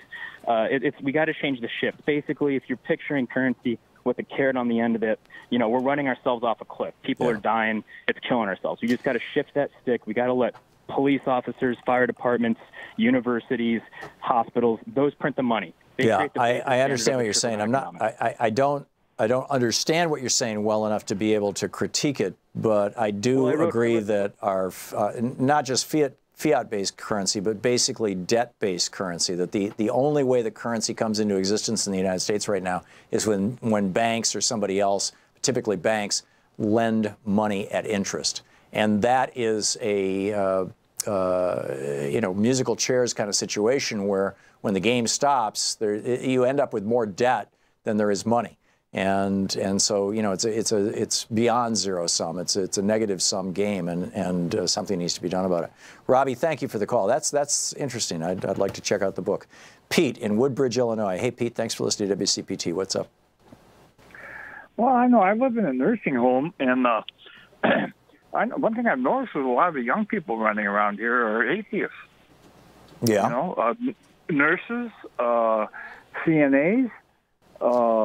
So you think atheism causes depression? Is that what you're saying? Atheism, I think atheism and Gnosticism. Well, I tell you one thing. I'm not a religious person. I was a lot happier when I had religious faith. I'll tell you that.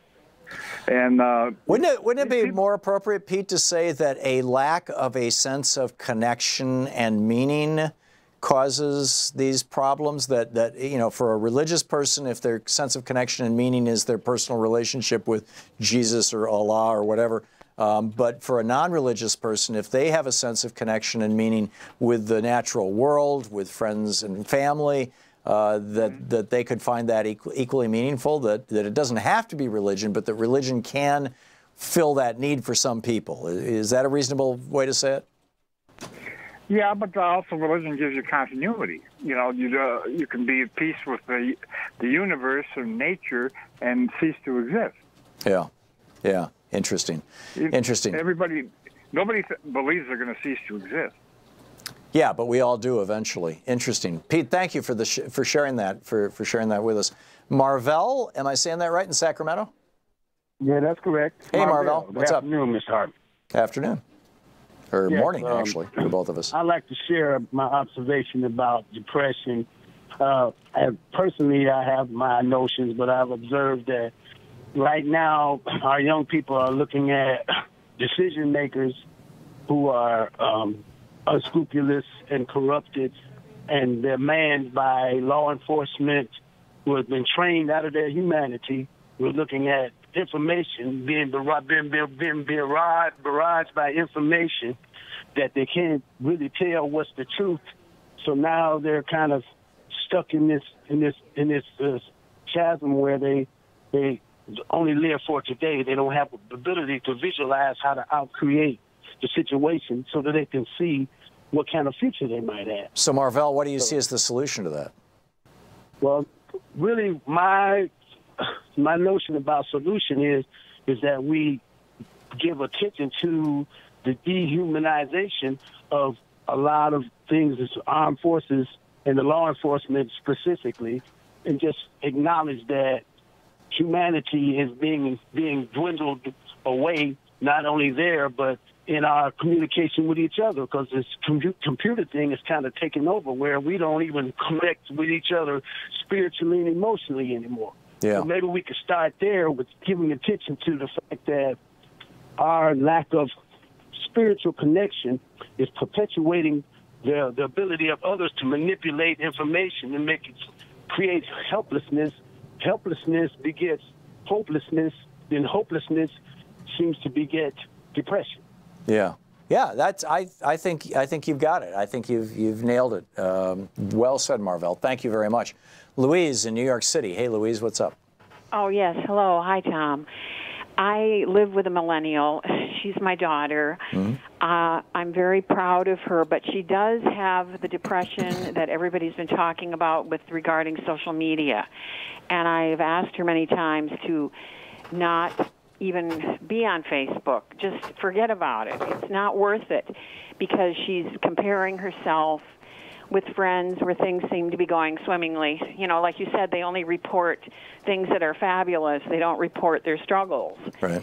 So then it's very hard on me and her that we're kind of strangulated by all of this media. And we've started recently to turn things off earlier in the evening. She's been anxiety eating. She's pre-diabetic, borderline pre-diabetic. And we're making some progress there with the kind of snacks she has to have now before she goes to sleep. We've both had a great deal of insomnia. You know, I'm addicted to all the shows that bring on the people that tell the truth, and this certainly is our favorite one. I know this program is helping her a great deal. She listens to it just before she goes to class every day. And you and I are about the same age, and she believes us. She knows we're both Bernie supporters. We started with him, then we voted for Hillary. Our family is broken, by the way, because one half of our family is totally Trumpsters, and they treat us very poorly. We can't communicate well with them. They walk out on us. They hang up on us. We try. I reach out. I know I sound like Pollyanna to them, but I do try to reach my brother. He was very good to my daughter, and then he dumped her when she didn't finish college fast enough because she was working almost full time in sales for over 3 years, and that delayed her finishing school. So she's finishing school now. She's extremely frustrated that she can't live on her own. Louise, we're hitting a break here. Can I just paraphrase? It seems to me that because on Facebook, for example, in particular, and Instagram and all these other people, kids in particular, they only share the wonderful stuff that's going on, and they never share the crises. And the key to a genuine, deep, and meaningful friendship is that you share your crises with your friends as well as your high points. In fact, perhaps more you share your crises than the high points, because they can see the high points. And so what's happening is that these so-called friendships that are happening online are actually insanely superficial. And that's got to be depressing. Is that the sort of thing you're talking about? Well, that's part of it, but she does have a very dear friend who does share the ups and the downs. And because my daughter's been going through kind of a down cycle, and now she's in an up cycle, and she shares it on Facebook, then my daughter bursts into tears and is very upset. So I don't know. I mean, they have both. She's a very dear friend, and she does have dear friends that she shares the ups and downs with. But when they... Yeah, Louise, I'm sorry. I've got to bail out here. We're hitting a break. But thank you for the call, and thanks for sharing your story. And it's very thought-provoking, and I think that probably spot on. It's 47 minutes past the hour. We'll be back with more of the Thom Hartmann Program in just a moment. You're listening to Thom Hartmann. Visit thomhartmann.com for audio and video archives. We'll be back with more of your calls in just a moment.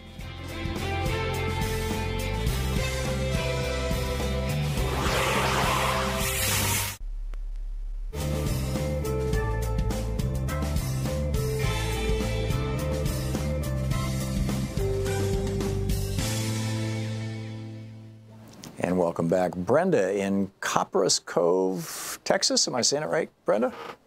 Yes, Professor Tom. Thanks for taking my call. You're welcome. What's up? You are one of my cures for depression. Okay, good. Thank you. What's on your mind? What do you think of my thought? Depression is one pathology of mental health, and I think that the main cause of the growing depression is the inequality in all aspects of our lives.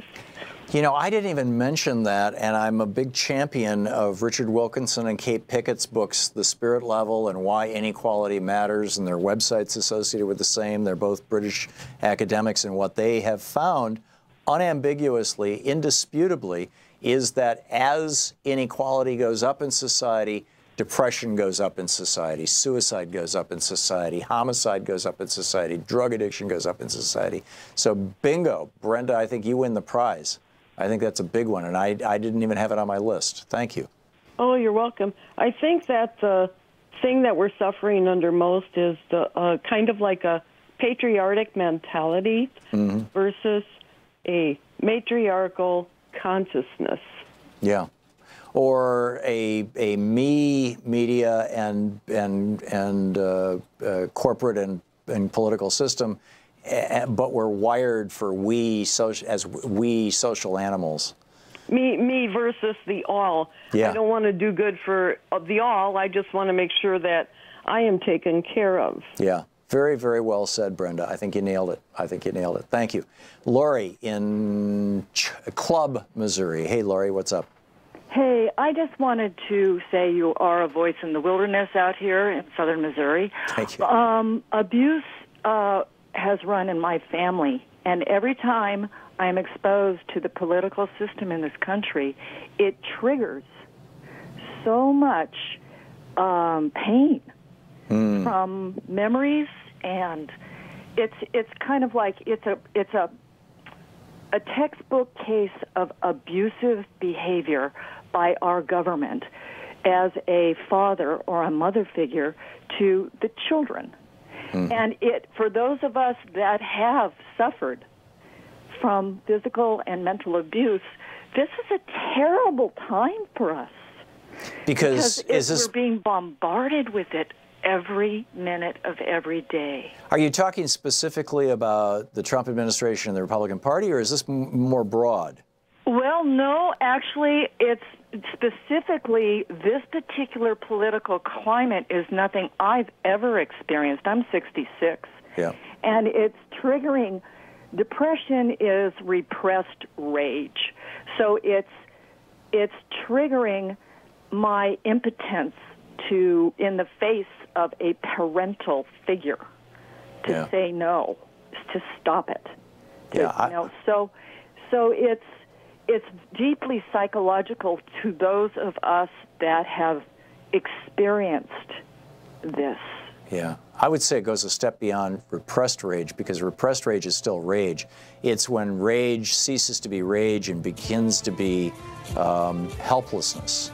And then you get into the work that Marty Seligman did on learned helplessness, his studies with dogs back in the 70s, and how helplessness then leads to depression. That's some amazing work. But spot on. And I'm just rhetorically splitting hairs with you, Lori. I think that you're absolutely right, and what you said is 100% true. Lori, thank you so much for the call. It's great to hear from you. We'll be right back.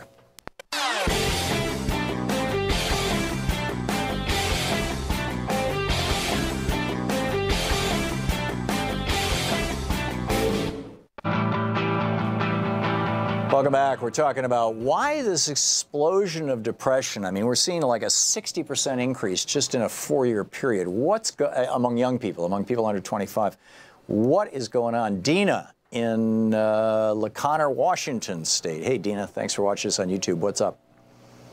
Hi, Tom. I read an article a couple of months ago in Rolling Stone that was an interview with Bono, and he summarized it in a way that I thought was pretty applicable for me specifically, and probably a lot of other people. And it's a couple of quick paragraphs. May I read them? If it's a sentence or two, yeah. If it's more than that, no. Can you just paraphrase it, Dina? You yes, tell us in your own words? Yes. I have to get to that part because I was going to read a little more. It says... I thought his response to, everyone being upset about Trump being elected was his thought, this is melodrama. Why are people, rational people I know, feeling like they're grieving like someone just died? It will correct itself, whatever. But then I realized something had died. People's innocence had died, and a generation that had grown up thinking that the human spirit had a natural evolution toward fairness and justice was learning this might not be the case. Right. Right. Well, you know, and I get that. I mean, there's this sense that we were on this wonderful trajectory with Obama's presidency. You know, we're going to become a post-racial society, and we're going to be a more egalitarian society, and hope and change are going to happen. And then we got Donald Trump, and it's like boom, we're right back to the John Birch Society in 1956. And but you know, that's the bad news. The good news is that you know, as Dr. Martin Luther King said, you know, the moral arc of the universe, albeit long, you know, tends toward justice. The arc of political change, although long, I mean, you go through sometimes insanely violent hiccups. Look at Europe in the 1950s, or 1940s rather, excuse me. You go through these terrible hit bottom times, but Europe now is so much better than Europe was in the 1920s. And so, you know, I think that perhaps you know, I believe that we're going to come through this, and that we just need to hold to that. Bono did mention that quote, actually. It's kind of where he started. Yeah. But, yeah, my fear is that they are moving more quickly than we can catch up with. Yeah, unfortunately. Dina, thank you for calling and sharing. That's fascinating. Chad in, is it Bourbonnais? Bourbonnais? Okay. Hey, in Illinois. Yeah, you're on the air. Yeah, I dealt with a little bit of mental health in my family in general. I'm assuming you're still talking about that topic. Yeah. And it's my opinion that it's pretty irresponsible to blame it on anything other than what it is. And that's typically triggers it from the outside, but it's mostly an internal coping problem. So there's been a lot of that going on for centuries, so it's really not a new phenomenon. Well, this is what you're doing is amplifying or pointing to that whole issue that the person on Twitter pointed out, which is that kids don't do recess anymore, so they don't play outside anymore outside of school because parents are afraid they're going to get kidnapped, and so they don't develop conflict resolution skills. They don't learn how to work things out, and as a result of that, they just sit and stew. Is that what you're saying? That's probably true, but if you're going to go that direction, then it's the parents' fault. I don't have Twitter. I don't do Facebook. I don't do any of that stuff. It was an accident. I was even listening to your show today. I don't let myself be bombarded by the silliness because, quite frankly, nobody makes lucid arguments anymore. So it's the parents' job to get the kids out and get them socialized. So. Okay. All right. Got it. Chad, thanks for the call. Ken in New Oxford, Pennsylvania. Ken, we got 40 seconds. It's yours. Oh, boy, this is about Gaza and mental health, okay? Okay, sure. I leave you with three thoughts. The first thought, one who fights dragons all his life becomes a dragon. The second thought, recall Jews' uprising in Warsaw, Poland. My third and last thought is recall Pope Benedict resigned. Now, I'm a Friday caller, and I'll call again on Friday, but I get depressed because I'm not being heard. So I'm not going to argue your point because I know you don't have time. But I will always, always speak out, for I feel is the truth. Well, speaking out is the cure. I mean, this is, you know, become part of the solution rather than part of the problem. To paraphrase the old cliche that Jared Kushner used yesterday, I couldn't believe that he just pulled that, you know, this trite, terrible cliche out. But in any case, you know, you're not part of the solution, you're part of the problem. Yeah, right. I was alive in the 60s. Apparently he wasn't. But anyhow, so much to talk about, so much going on. Keep yourself awake, right? Stay woke. Stay present. And do something. It is the cure for depression. Get out there, get active, tag. You're it. Because democracy is not a spectator sport. It requires all of us. We'll see you tomorrow. Have a great afternoon. And we'll be back tomorrow. You've been listening to Thom Hartmann. For audio and video archives, visit thomhartmann.com.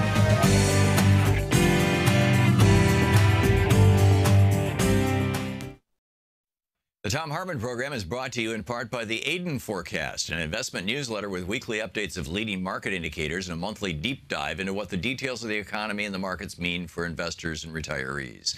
On the web at aidenmarkets.com. The Thom Hartmann Program is brought to you in part by XChair, the XChair office chair.